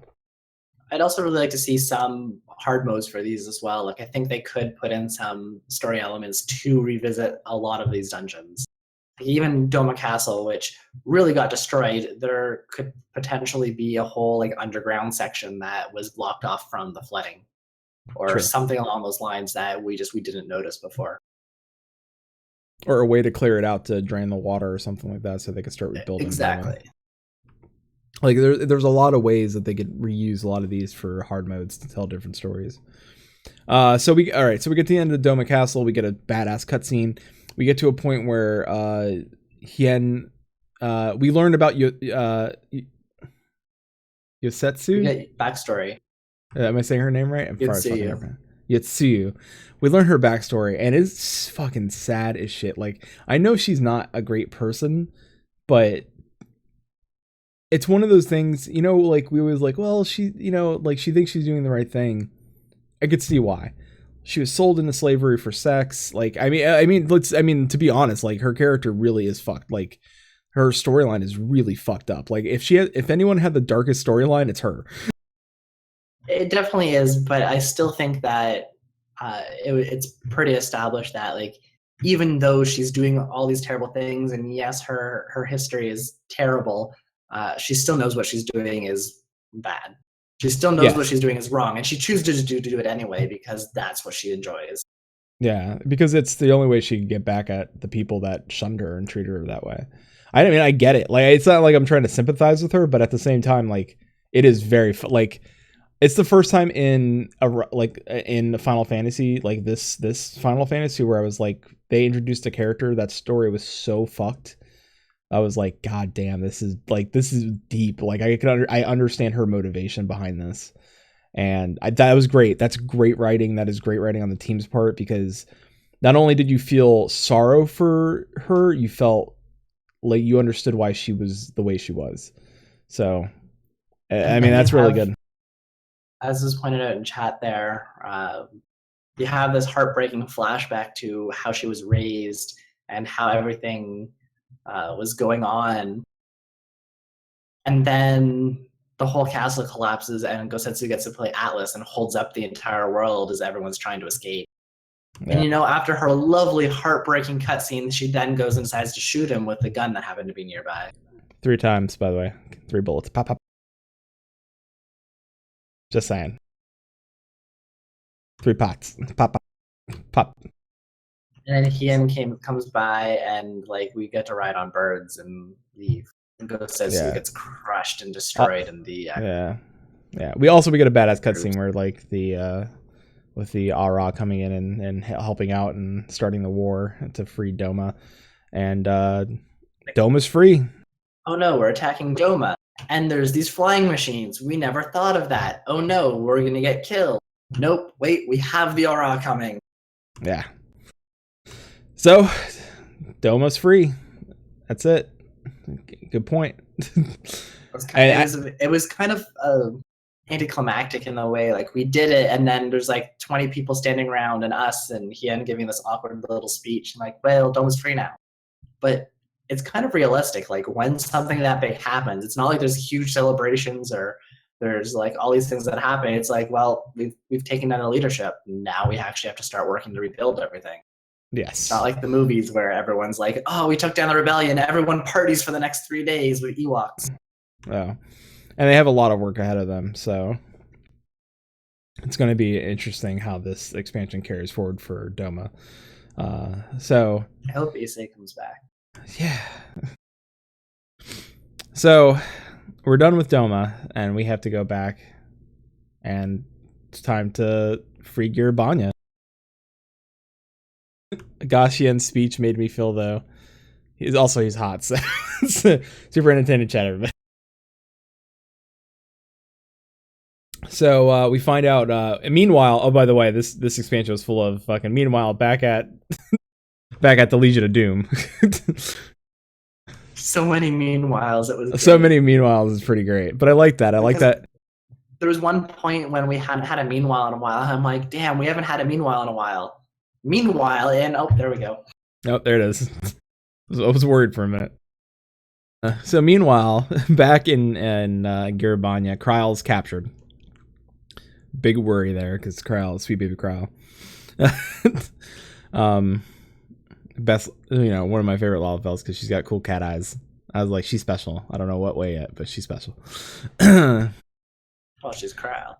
Yeah, and then it's according to Shin's runaround time, which is true. We do have to run around and get things built back up, sort of. Lemon said, "No, we got to go run to Girabanya. No, we got to go back. We got to go back to yeah. Let's reach back to here, back to there.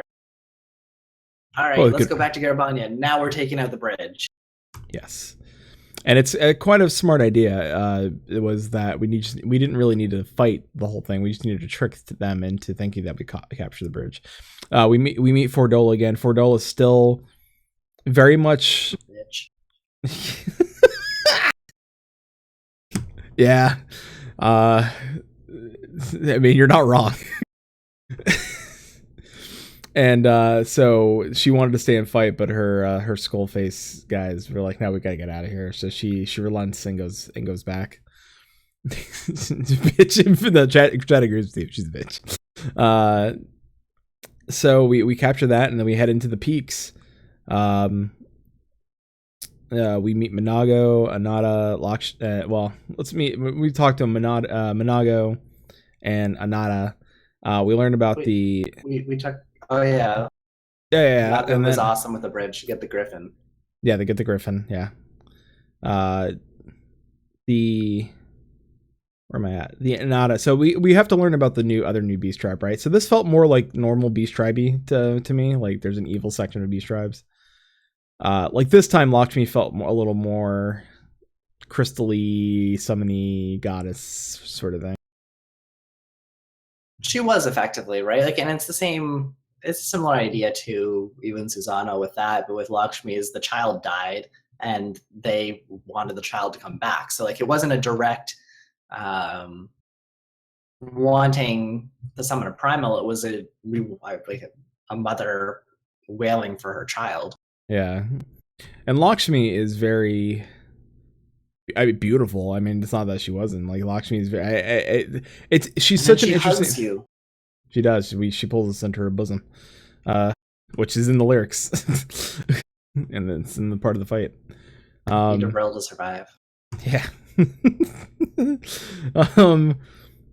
So Lakshmi was a very interesting fight. I don't know, like a lot. Yet again, I think they're starting to play with more mechanics that are very interesting, where it's a lot on placement of our people and it's not so much the same. Like they are really dipping into new sort of mechanics.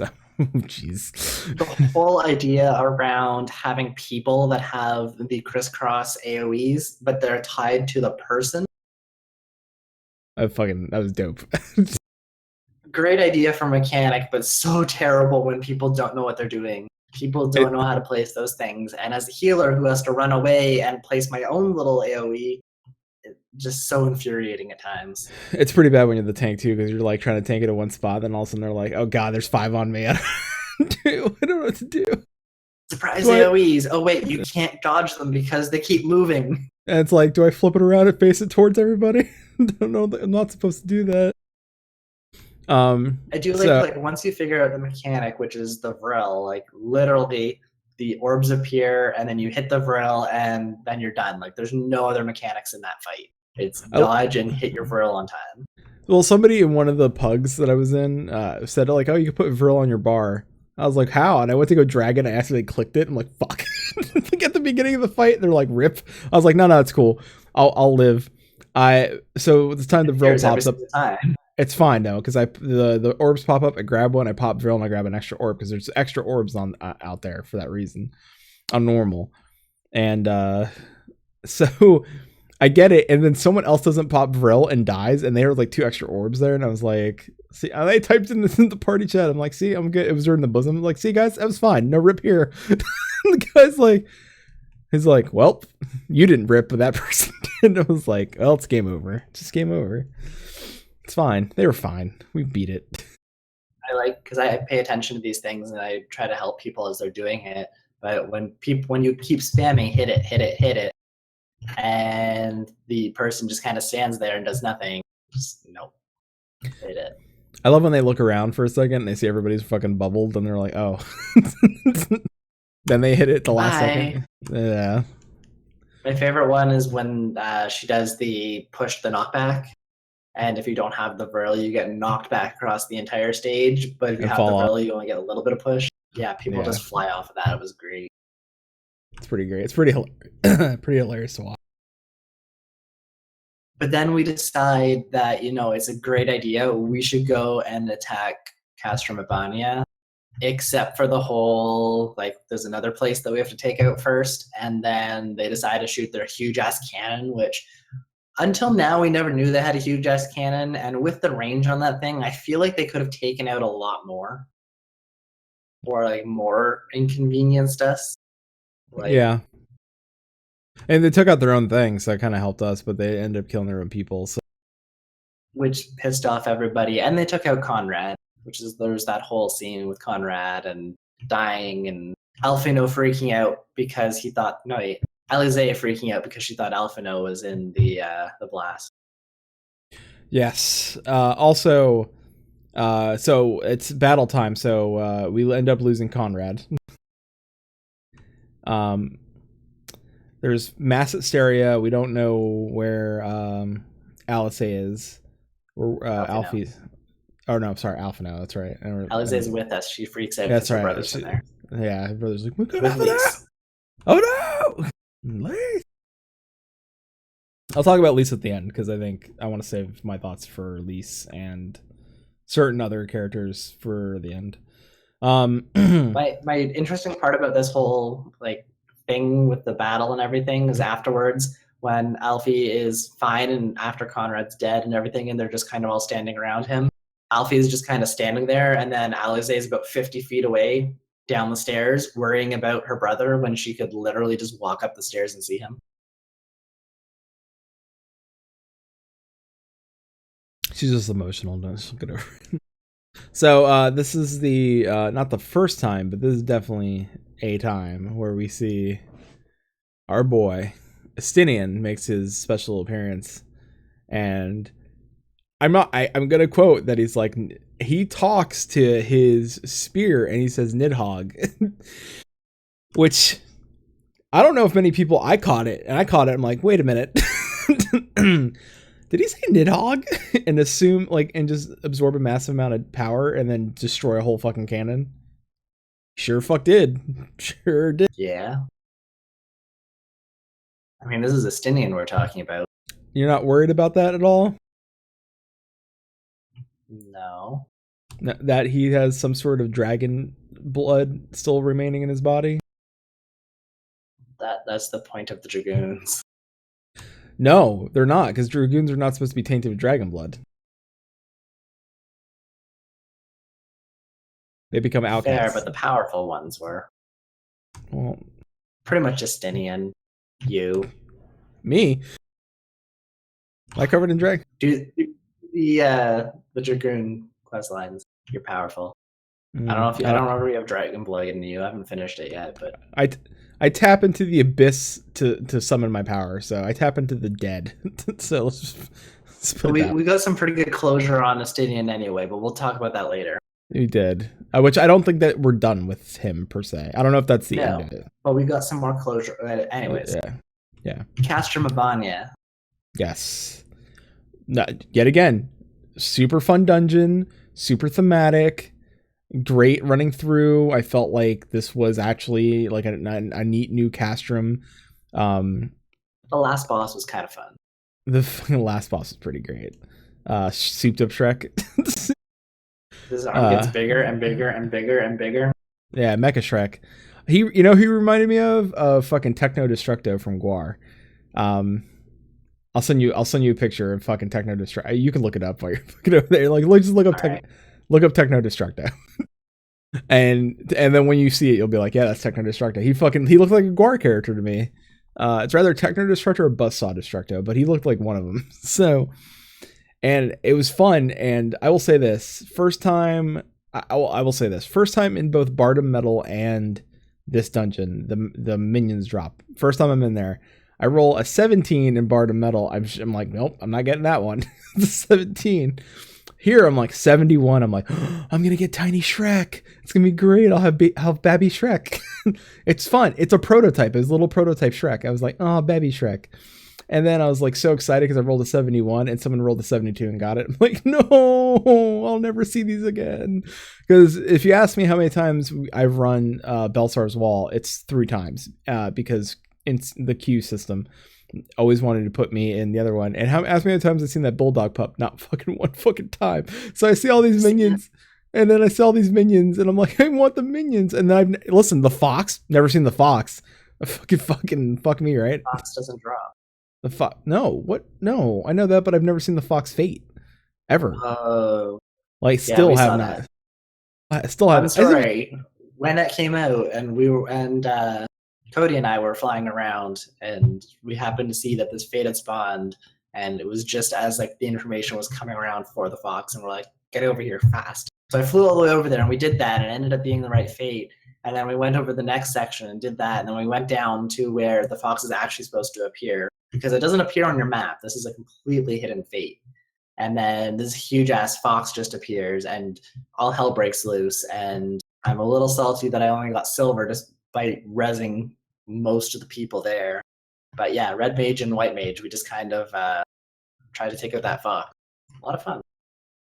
I still haven't done it. I still haven't done Ixion either. And then people already teach you what the fox says. Well, people also have the Ixion mount already in game, and that fucking mount is so cool. So cool looking. Anyway, so we go to the locks. This is it. We're pushing back on the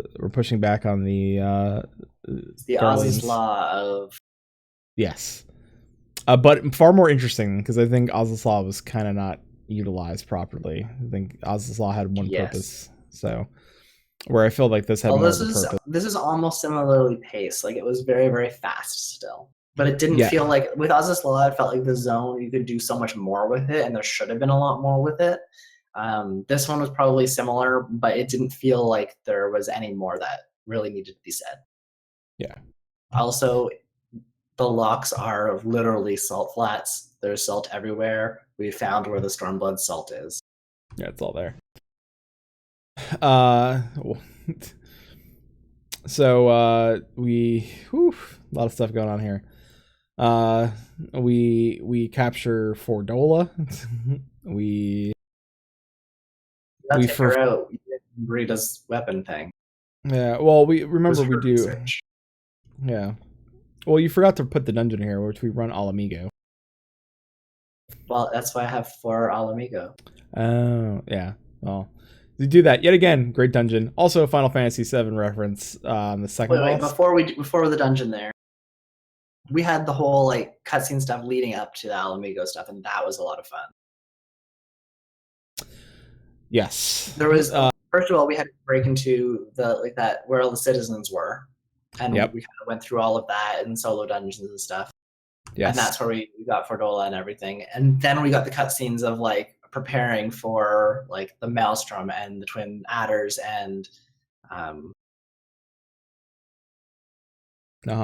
Immortal Flames, and all of them preparing, and then we had our Doman allies preparing, and like we had an Ishgard preparing, and everyone, and then simultaneously like everyone starts attacking Alamigo, and you have the Thaumaturge's Guild, and you see all 5 of them or 6 of them going at it with their spells, and you see like all these different groups that we've seen throughout the entire game come together and start attacking the doors to Alamigo. Yeah, and I want to say that the way we snuck in was pretty cool. I like the way that we used water. Swimming in to get inside was fucking phenomenal. I think they a lot of people said swimming was a letdown, but I think if they continue to use swimming in that sort of capacity where it's interesting through storytelling and how to sneak into places and stuff, like if they use it in that capacity, it makes water like swimming interesting.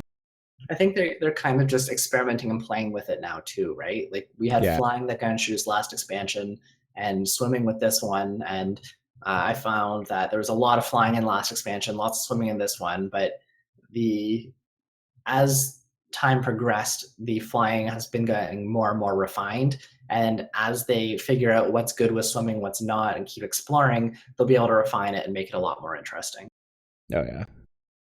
So one thing I did think that was pretty cool was that the locks, there was a lot, like you didn't see a lot of water above ground, but underwater was a large portion of the zone.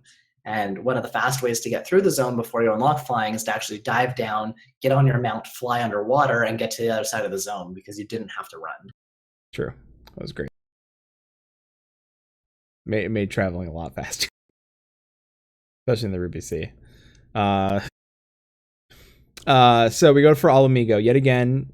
Story-driven dungeon, very much neat. They have like the cool creatures from Final Fantasy VI where they like had wheels attached where their hands and legs were.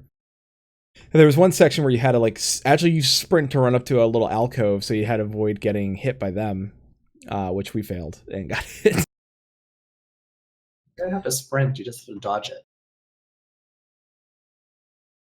How are you gonna dodge it? They both took up both lanes. It was like a pretty narrow hallway, and both creatures like their path. Remember there was. All I remember is when we ran it, I was able to get around and I didn't get hit with anything.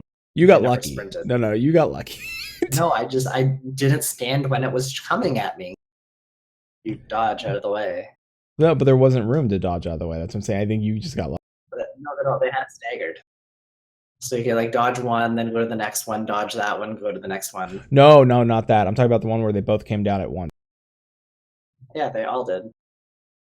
I think all right. Maybe I think you're thinking even that's super entertaining. There's a path on the side. You just walk up it. Yeah, that side. Listen, I know what I'm talking about. We'll run through that dungeon again. I'm telling you. Anyway, before the second boss, there's a Final Fantasy VII Easter egg from the beginning of the game. I don't want to spoil it. Just look out for it. And I know it's a spoiler cast, but just go if you know Final Fantasy VII, you'll recognize the Easter egg. It's right before the second boss. You'll see a guy running, and he'll say something, and it's from Final Fantasy VII. So we go in and we go through. We battle through the area is really cool. There's a lot of dogs at one point. We burn those down, and then we fight Xena. Materia. Yes, a lot of materia. By the way, I made a shit ton of money off the market board with materia. I didn't take any gear for side jobs. I just fucking I said fuck it. I'll just take all this materia, and I made a lot of money, just a lot of money, and I put it all towards our house that we're gonna get in Shirogane. So we're at like 18 mil. Oh, I gotta put something back in there, but I think it's like we're gonna be at like 18 mil. It's not enough, but we're getting there. By the way, if you're in the FC and you want to donate to Let's Buy a Shirogane Mansion, you're welcome to throw money into the FC Bank. We need to GoFundMe for the FC. Yes. Please give us skill. So we fight Xenos, and Xenos is an asshole. And that was a lot of fun though, that fight. Like there was some interesting mechanics. They had the multiple swords that each did different things. Yes. I've seen these mechanics before in other games, so it was just kind of cool to go through it again. Yeah. Very much talk shit the whole time. It was great. Like, it felt good. But then this isn't even my final form. It wasn't. He's got to go hit the back into the gardens and find his pet. Uh-huh. The Xenos is just messed up, and he keeps pets. Yeah. Just one pet, really. Other pets. Yeah, see, like, on the site, he's talking about the two signing words. Yeah, see, they know what I'm talking about. Maybe I'm wrong. I don't know. I just remember getting hit by him. Anyway, yeah, we see his pet, and his pet is Shinryu. And, boy, howdy. You know what's a good idea? Let's just keep this giant dragon god that was summoned with the power of Nidhogg's eyes as a pet. Let's just chain him. What could go wrong? Everything. Apparently nothing, because he could control him. To be fair, like, he was like, I want the power of a god. By the way, we haven't talked about Xenos, but I'm going to lay into Xenos, don't worry. After we talk about this, I'll lay into Xenos. And we fight Shinryu, and Shinryu is probably it's a tough trial. It's a tough trial, and a fun fight. Like, I think mechanics trial. It is a mechanics trial, but it's pay fun. Attention. It's not that tough. If they don't pay attention to mechanics, they're all going to die. Yep. But it's interesting. Like it's Nidhogg. It's like kind of like Nidhogg. Nidhogg was very much a mechanics fight. There was a lot of mechanics going on in Nidhogg, and there's a lot of mechanics going on here. Now, I will say this, and I'm going to say this now. Go ahead. Nidhogg did have a DPS check. Nidhogg also had a heal check at the end, where Nidhogg just spammed all the heals during the stack mechanic, or spammed all the damage during the stack mechanic. So, like, there was definitely a very big part of that fight where you need the DPS in order to continue, and you need the heals in order to survive. Yeah. Like, so a lot of groups at the beginning with it saved the healer limit break 3 for the end, so that when people started dying, they could just hit the limit break 3 and bring everyone back up to full. Yeah, because really the damage is coming from the tail that was slapping down. You could easily win the fight if you got the tail. Now, a lot of it is RNG too. But there was nothing like this in Shinryu. Like, Shinryu did not have a massive damage. Like, it did have a little bit of a damage thing in one of his AoEs, but it wasn't something that was hard to heal through. It wasn't like the Nidhogg massive damage in a short time. Like, he had a burst damage. And I don't believe there were any DPS checks really on him either. The only DPS checks came from the tail. Like, you had to burst down the tail, but that wasn't like a check. That was more of a... Oh, no, there was a DPS check with the ads. Because if you didn't pass if you didn't kill the ads, then you died. That was it. Yeah, that happened. Or you had to kill all the bird ads. And then if you didn't kill the birds, then it was game over. Even if the bird ads. Yeah. All right. So right before he chains us, and we do the active time maneuver, which is, by the way, right. Yes, yeah. Yeah. So, and then he gathers the Aether for the star. Yeah. If you don't, I remember all that now. Yeah. So there was a little bit of a DPS check, but it wasn't too bad. Yeah. So can this be a extreme fight? Sure, absolutely. You can make it extreme if you tuned it up a little bit. Would it be crazy? Fuck it. I would do it, but it'd be crazy. Cutscene was dope. I still think that this fight was easier than Nidhogg on release. On release, yes, it is easier than Nidhogg. Now, though, objectively, between those two fights, this one was definitely easier. Nidhogg was a lot harder, and Nidhogg has an extreme, so there's no reason why you couldn't do an extreme version of this. I'm glad you said that, buddy. Because guess what I saw on the forums? People complaining that that's way too hard. Please nerf. Because people get complaining about every single thing. Please nerf or remove Shinryu from the MSQ. I've been playing since 1.0. I remember this. Listen, I read it once and it's ingrained in my mind. I've been playing since 1.0, and I feel like something like this should have been outside the MSQ, because I'm not able to clear. And I'm not even kidding you. They said, like, we have an FC with 140 plus members, And I'm like, first of all, if you have 140 fucking plus members in your FC, I'm not gonna listen, person. Let me tell you something. If you have 140 effing members in your FC and 140 of you cannot get past that, you've bad players. You're bad fucking players, and you need to learn to get good. Or you have people that don't listen. Because I've, to be fair, I think I've only run it 4 times so far. But every single time that I've queued for that, I've only had one experience where it actually was bad. And it's when some guy called the healers out for not being able to heal when we were healing like crazy, and we just could not, people would not do the mechanics, so people stood in the AoEs. And it's not hard. Spoiler alert, healers can't heal, stupid. Just, it annoys me that people want stuff nerfed so quickly. Like, you have to learn. I'm sorry, and this is any MMO you go to, and it's not even just relegated to Final Fantasy 14. Any game, any single player game, any multiplayer game, any MMO, any Tetris, for fucking Christ's sake, there is a challenge. It ramps up at a certain point where you have to learn to be better at the game you play. So you have to learn to listen, you have to learn the mechanics, you have to learn your abilities, you have to learn how to play your class, and you have to learn how to move and learn the playing field. Sometimes that takes a lot. If you only do it 10 times, you get frustrated and you go to the forums and say that you want to take this removed, that's on your ass. That is not on my ass or Shin's ass or any player that's passed it, because guess what? They've passed it. A lot of people have. Even if you break down that entire fight, there's the beginning, which is, there is like one mechanic you have to kind of pay attention to at the beginning, and that's get close to the whirlpool, the water spout. And then once that's done, you're not going to see any really terrible mechanics apart from suddenly there's all these bombs dropping, and there's the kind of that meteor mechanic. You get to the spot where there's no meteors. That's been a mechanic since day one. That's then fear. You go to the active timer maneuver. You spam your buttons, and then that completes so you don't die. Then you have a whole bunch of dodge the things, don't go on the broken platforms, dodge the AoEs, dodge the AoEs, dodge the AoEs. Like, there's nothing complex or difficult about this apart from people not paying attention. And I can understand, like, if you're learning and you're messing up mechanics, by all means, like, you're new. Okay. But there's no reason for you to be like, these mechanics are way too hard because I refuse to learn them. Yeah, it's not. Like, it's like Nidhogg. Like, I did Nidhogg. Was Nidhogg hard? Yes. But did Nidhogg need to be nerfed? Yeah. No. Because it was fun. Like, I felt proud. Like, I felt proud of myself to beat Nidhogg. Like, did I have friends and people going in there and not being able to do Nidhogg? Yes. Would I have carried them through? Yes. And did we carry them through eventually? Yes. But it's a thing. It's just a thing. Just I don't know how to say this. Like, fucking just pony up. Pony up. Put your gaming ability on lock and show that you can do it. Like, you have, like, get with people that can do it. Type on Reddit, type on the forums. Like, is there anybody out there that's willing to teach me how to do this?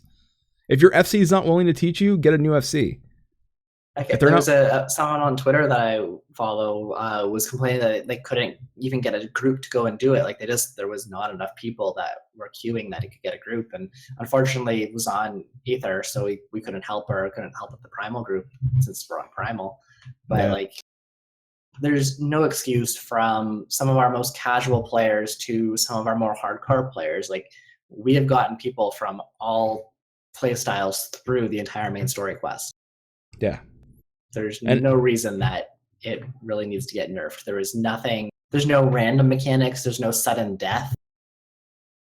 And to be honest, like, and I'm not trying to be a dick. I know I came off that way, but I'm really not trying to be a dick. Like, I get that it is, like, sometimes it's hard for players to play certain things. I get that, but you have to challenge yourself, right? Like, you can't be the person that's like, this is hard and it's hard and it's just because it's hard because they made it hard. It's not hard. It's not.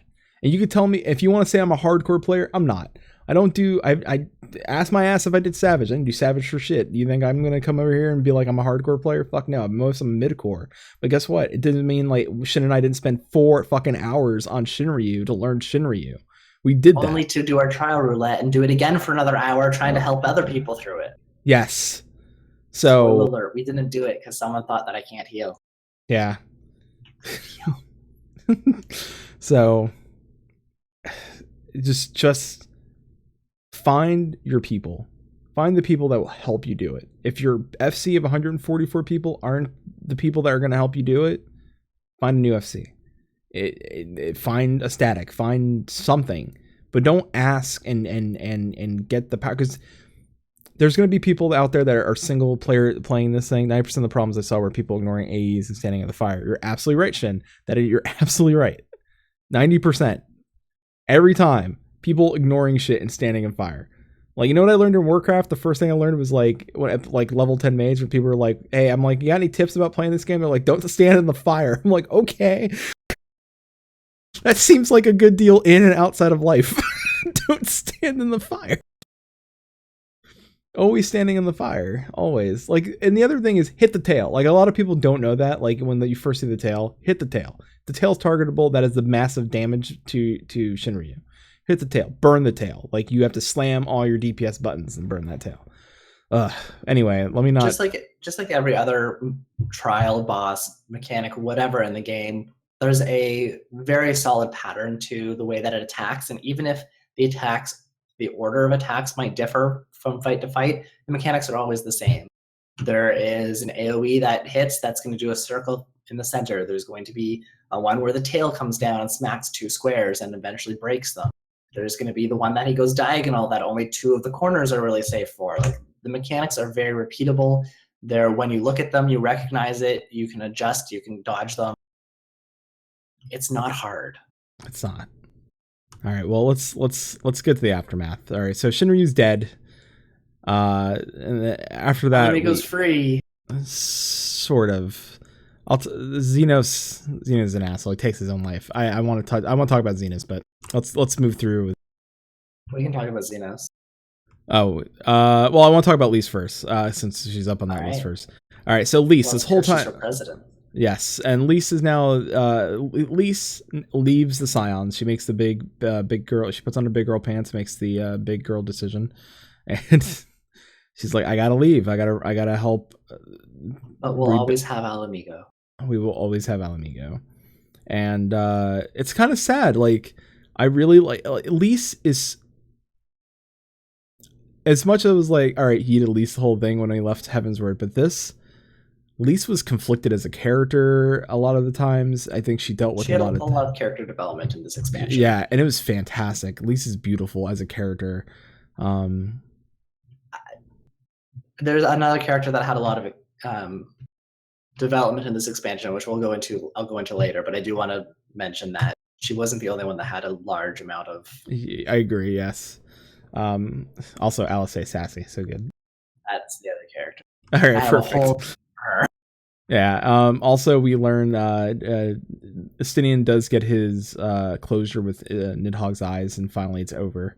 I don't think that's the last time we'll see Estinian. No, but I think that's the last time we'll finally see those damn eyes, because who the hell thinks it's a great idea to let's throw them in the big valley? Yeah, right. No, we just left them in the daisies this time. No. He took his spear and he stabbed them through the eye. Yeah, I know. They were in the daisies. They're gone. So they're gone. Yeah, they're gone. Nidhogg's dead. Dead. All right. Even your Dark Knight quest person can't bring him back. No. No, he's dead, by the way. Mrs. God. I absorbed him. I got my powers back. The Scions are getting pretty small again. Yeah, I mean, we did acquire some new Scions in Heavensward, so... We don't need one. No, because we acquired Unicalhai, the little kid. Not officially yet. He's not part of main story. Not, well, yeah, true, not yet. So, sorry, I'm talking about main Scions are getting small. Like, the Scions as a whole, we have a lot of people, but the main Scions, we've lost a lot. Yeah, because there is Scion's B team, and I don't know where Unicalhai fits in all this yet. So, he's definitely not main Scion. Yeah, I should say just like your girl from who wanted to check you out. Oh, you mean she's a Scion? You mean I don't remember her name, but don't judge me. Don't judge me. It's not a judging point. Don't judge me. Anyway, all right. So yeah, the But signs are getting anyways, yeah, small. like we've lost from the side. Like we lost Paplimo, we've lost Lise, and Philly is yeah. gone. Yustola's okay, by the way. We still, oh yeah, Yustola's fine. She got better. She got we have Yustola, we have Kryl. We did gain Kryl. Thancred's still here. We gained Alize as a Scion. Arianche's still around. God damn it. There's one Scion that I would be glad if he died. And I know you're just like Neobari in chat. I think the servers are getting DDoSed again. Right before the like it's supposed to go down in 3 hours. Interesting. I'm seeing reports of 90Ks, but I'm guessing it's probably not a DDoS. I don't know. There's not a lot of reason to do that right now. Over the weekend, I was getting 90Ks in PvP. Like I was in the middle of a match and I would just get dropped. Like it was pretty bad. It could just be ongoing, and it just they had some mitigation. All right, and everyone is free. Time to rebuild. So there was some aftermath as well. Yeah, so there was some aftermath. Gosetsu is alive. We called it. Yeah. Like, we saw he death flagged himself. He died. We were sad, but then they made such a big point of we didn't find his body. We couldn't find him, but he's dead. But we couldn't find his body. And immediately, I was talking with Cody for this entire thing, and we're like, "There's no way he's dead. He will come back." I didn't expect him to come back this soon, but he's back. It sure is. And then he's got a friend with him. So is Yotsuyu. So I am often going to wonder if Yotsuyu is going to have a redemption story. I am the biggest fan of a turn bad and sweet redemption story. I know she was really fucked up and evil. I think, listen, if anybody deserves a redemption story, it may be her. It may be her. We've already had one. So we can have two. We don't need another Nero. Called it. Just saying, that whole time in Heavensward, I was just like, I guarantee that motherfucker's gonna be joining us. whole time, I'm like, Nero's coming with us, dude. I don't care what you say. Nero is here for the long run. Fucking sure is. And he came out with fucking Oakley's. And this motherfucker rolls out Oakley's on, hired to work for Sid's group. And I'm like, yes. Cannot wait for that fucking raid, because I'm just like, he's here. He is here. As Curry pointed out in chat there, like I'm pretty sure I could see Fordola getting a redemption arc. She was an ass, but she had reasons, and she doesn't seem to be as far gone. But Yotsuyu made a lot of terrible decisions, and I don't think that she really should get a redemption arc. But she was based on the fact that, the Domans treated her like shit. She was raped. She was fucking sold into sex work. Right, but she still chose to make everyone's life a living hell and told people to go and murder each other for the fun of it. True. As messed up as she is really messed up. Like, regardless of the reasons for it, there's not much. Like, she really can't get redeemed at this point. Yes. Fordola, on the other hand, killed her own people. She did, but she felt remorseful when she did it, and she did it thinking that it would help everyone as a whole, including their ideals. And on the same lines too, when even at the first time that we met her, when she was fighting when her people were fighting that one guy, and we were hiding in the bushes watching it happen, she told them to stop. She doesn't want needless deaths necessarily. She's trying to free Alamigo, and she thought that she was doing the only way that possible. And then Lee said, "No, bitch, this is how you do it," and went and just we killed him and we freed Alamigo. But she was misdirected or misguided, I think. Whereas Yotsuyu might have been misguided a long time ago, but then she went too far down the path, and now she's just way too far down. But where she's stuck and with who she's stuck with, you don't think that he'll have some way of talking, making her see some sort of light, hey, it's not all bad under Hien, that the world can change and it can be better, and that it doesn't have to be the way that you thought it was? That's possible, but I still don't think that she'd get redeemed. Well, Even if she repents and everything, there's like she's not going like she terrorized Alamigo. Doma. There's no way that they would ever want her out. Like the best they're gonna get for her is she gets to survive in prison. Yeah, or they set her off, like just set her away. Or she comes to Alamigo. Or yeah, it's true. She can. I mean, maybe not. I don't know. We can send Fordola and switch her and Fordola. Fordola can go to Doma and she can come to Alamigo. See what happens. What else did we learn? We learned that. We got that. That was it, right? I don't think there was anything else really near the end that we missed, right? Oh, Papa Xenos and fucking the white robed Dacian. Fucking our white robed Dacian. So by the way, if you thought Garlean's hats only got funnier and bigger as the expansion goes on, oh boy, can't wait for the Garlean expansion. This is gonna be fucking large hats everywhere. Their hats are so ridiculous. Now, Square Enix did mention that the Ascians weren't going to be a big involvement with this expansion. I think that's going to continue. If anything, this is going to play into 5.0 and beyond. Just kind of giving a hint and setting up that a little bit. But even when they're talking about like when we eventually go to Garlemald and are bringing the fight to the Garleans, the Ascians are not going to really be involved in that a whole lot either.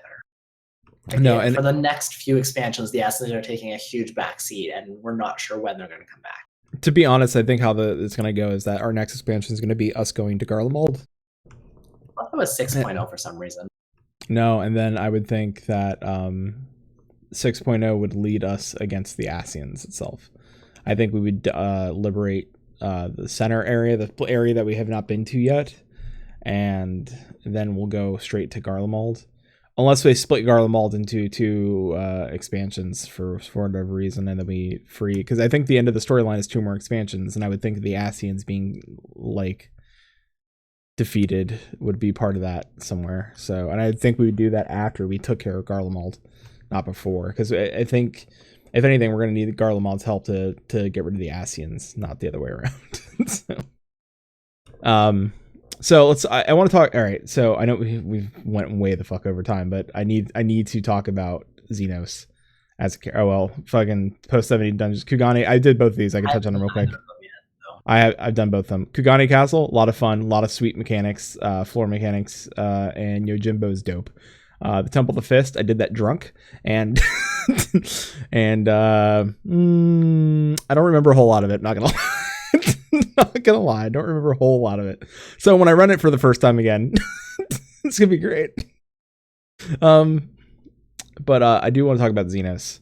Xenos Galvis was supposed to be this bad guy that we hated.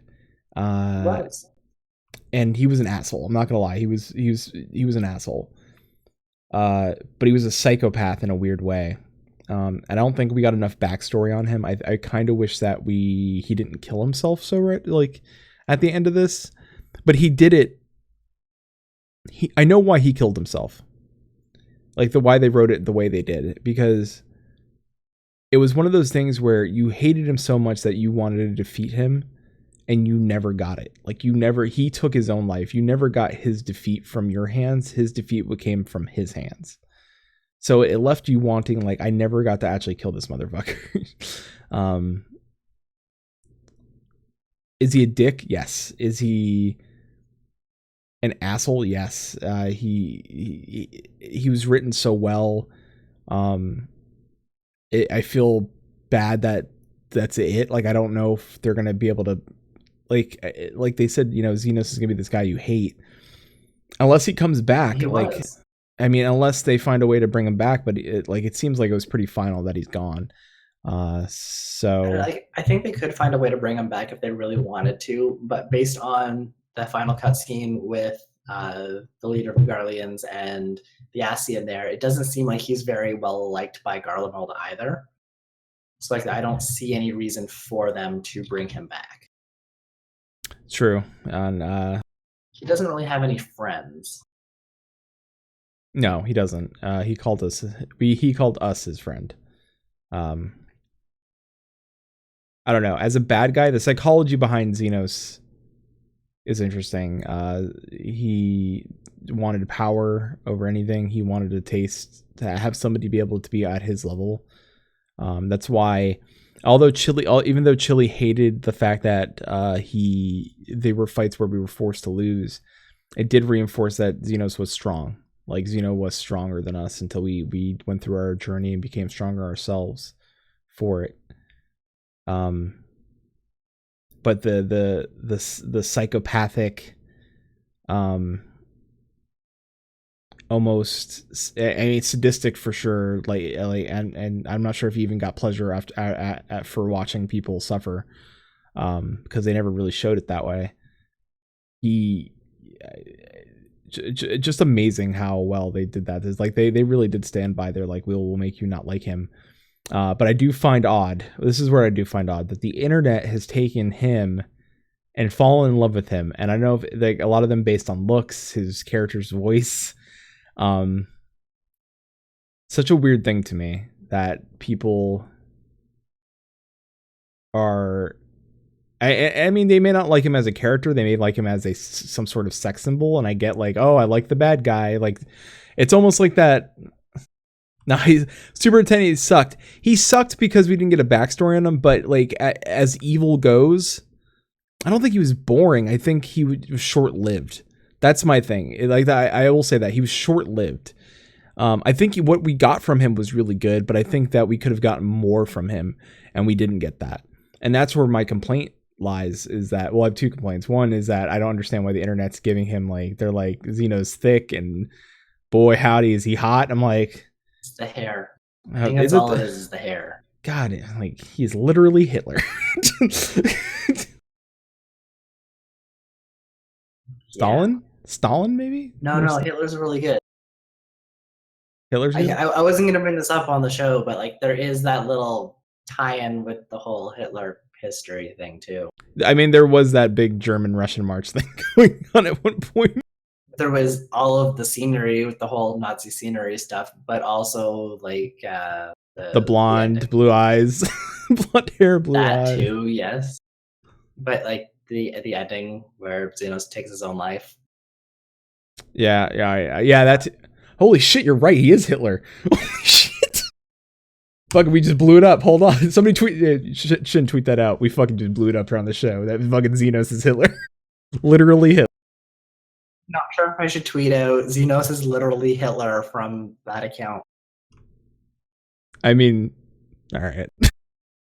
What the fuck? Xenos is so not hot. He and is sexy as hell. Listen, a lot of our I would say a lot of our all right, well, I'll put it out for you all. I mean, people in chat are showing sentiment towards Hien, but and saying that Xenos is gross and it's boring and no sex appeal and stuff like. Well, I very rarely ask you to send us emails, but I'm going to ask you, I mean, other than sending us in Lalafell fucking fanfic.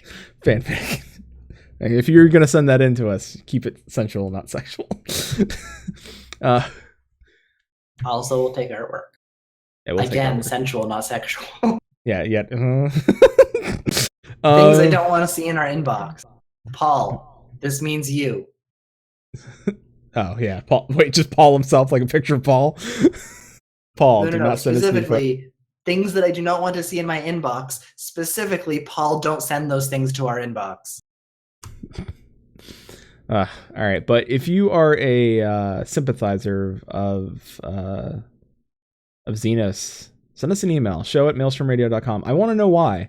I want to know why you sympathize with him or you find him attractive in any sort of way. Tell me why. Like, I want to know why. Like, hey, it's the voice, or hey, it was this, and it's like or even if you like say, hey, listen, I may not believe in what he did as a character, but I do find the character hot. I'm interested. It's just the flattest interested in what you have to say. So, and we'll read that here live on the show, and I'm just interested. Shin, oddly enough, shout out. I know we have a where we go from here. I think I'm gonna just put a pin in that and maybe talk about that on a different show. Like where would the story go after into 4.1 and going forward? And I don't think we have time because you have to. Yes, I have to run, but I do want to point out that Alize also had a lot of character growth that we talked about. I'm not going to get into it a whole in depth now because we do have way over time. But afterwards, like before this expansion, hands down, Elfido was my favorite character, and you can fight me on that. This expansion, I think his sister has risen up and is also my favorite. I just love both of the twins. So sassy. Yeah. So sassy. So much sass from her. Possibly my spirit animal, I'm not sure. And she makes fun of Alfie, and it's great. Possibly my spirit animal. But she's also protective, and so is he. Like, no one messes with either of them. Yeah, they're very much two different Siblings. Yeah, cut from the same same womb, I guess. But it's very interesting to see that they are very different. Like I like that they were written as very different twins, yet still have this love and bond between them. But they're very like you can tell like Alphinaud is very much more the studious book type, and Alice was more of the fight or flight sort of like stand her ground and sass, a lot of sass. So. Man,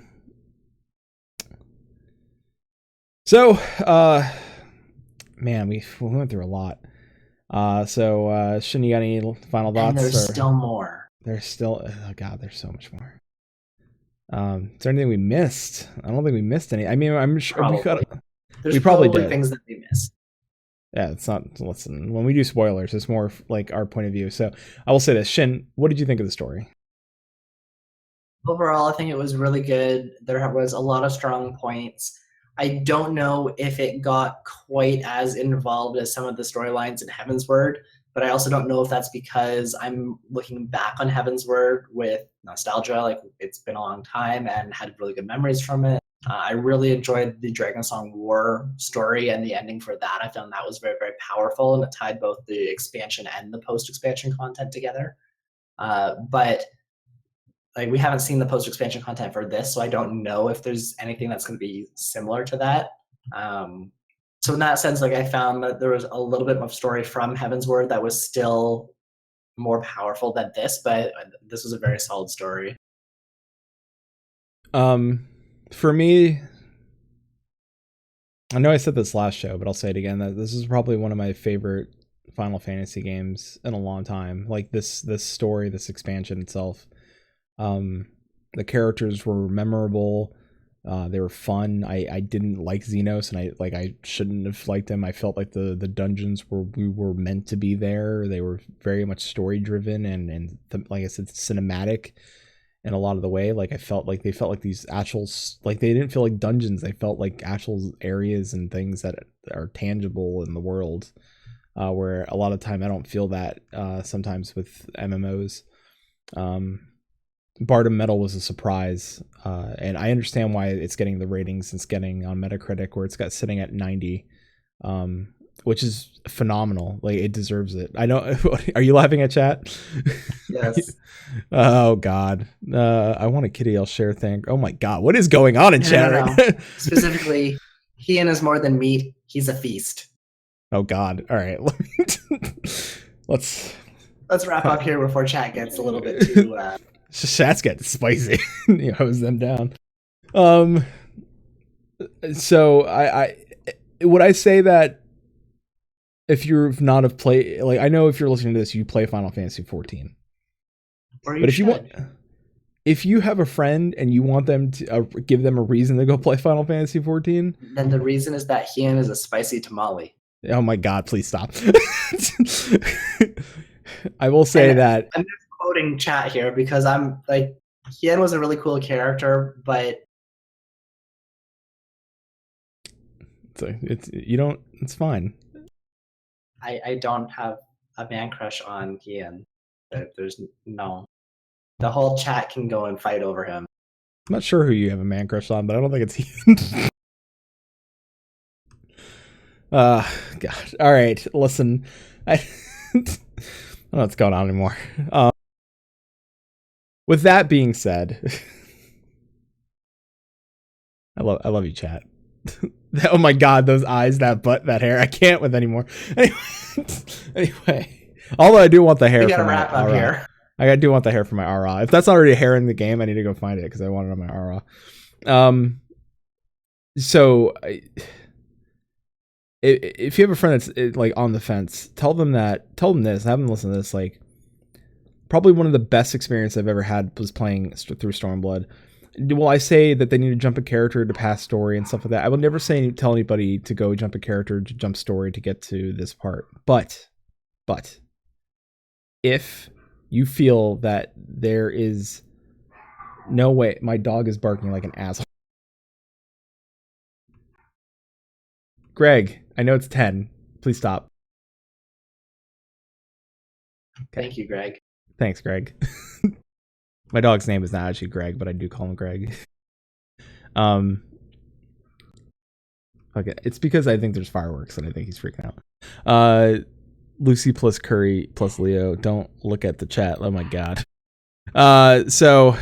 Anyway, let's get out of here.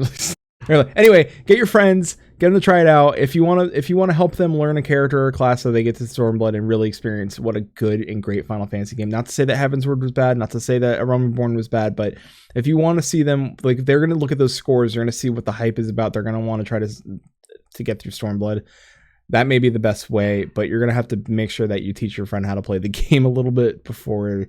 Show them the ropes. Don't be an asshole. And if you're one of those people that just end up hearing our show looking for Final Fantasy 14, welcome. Thank you. Before I leave, I do want to show everybody our background.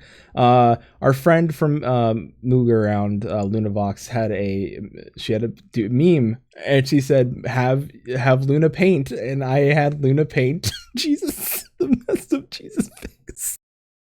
It's pretty great, huh? Good stuff. Right? Like, my Photoshop skills aren't too bad there. It's pretty great. It's pretty solid. So I just want to say, Luna, I'm sorry, but your artistic ability isn't quite up there. Oh my god. And with that, I can't say, oh my god. They want to know if he ends into bondage. Just saying. All right. You want to queue up your stuff and I can do the promo? Yeah, go ahead.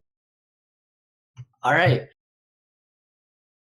Ignoring chat, you can find us every week here live on twitch.tv/Maelstrom Radio at 8 p.m. Eastern. Sometimes we have pre-show starting at 7:30. You can find us the recording show usually by about midweek. We're on iTunes, Google Play, or Stitcher. You can also follow our blog, including our RSS feed, if you'd like to subscribe with your own software at www.maelstromradio.com. If you have any questions, comments, concerns, screenshots, photos, fan art, fanfic, sensual, not sexual, please send it to show@maelstromradio.com. You can find us on Twitter at maelstrom_radio or on Facebook at facebook.com/maelstromradio. Also, fun fact, I am out next week, so you will have Flatus and somebody else to be announced. Yeah, maybe just be me. Just me in a room by myself. It'll be a weird dark show. We'll jump into my psyche and play around there for an hour. Maelstrom. We won't even number that episode. It'll just be Maelstrom Radio: The Dark Days. If you get these three in chat again, it'll be. Oh no! If I get that three in chat again, it'll be Maelstrom Radio does. After Dark. 50 Shades of Grey. I don't know. 50 Shades of Yin. Just read their chat.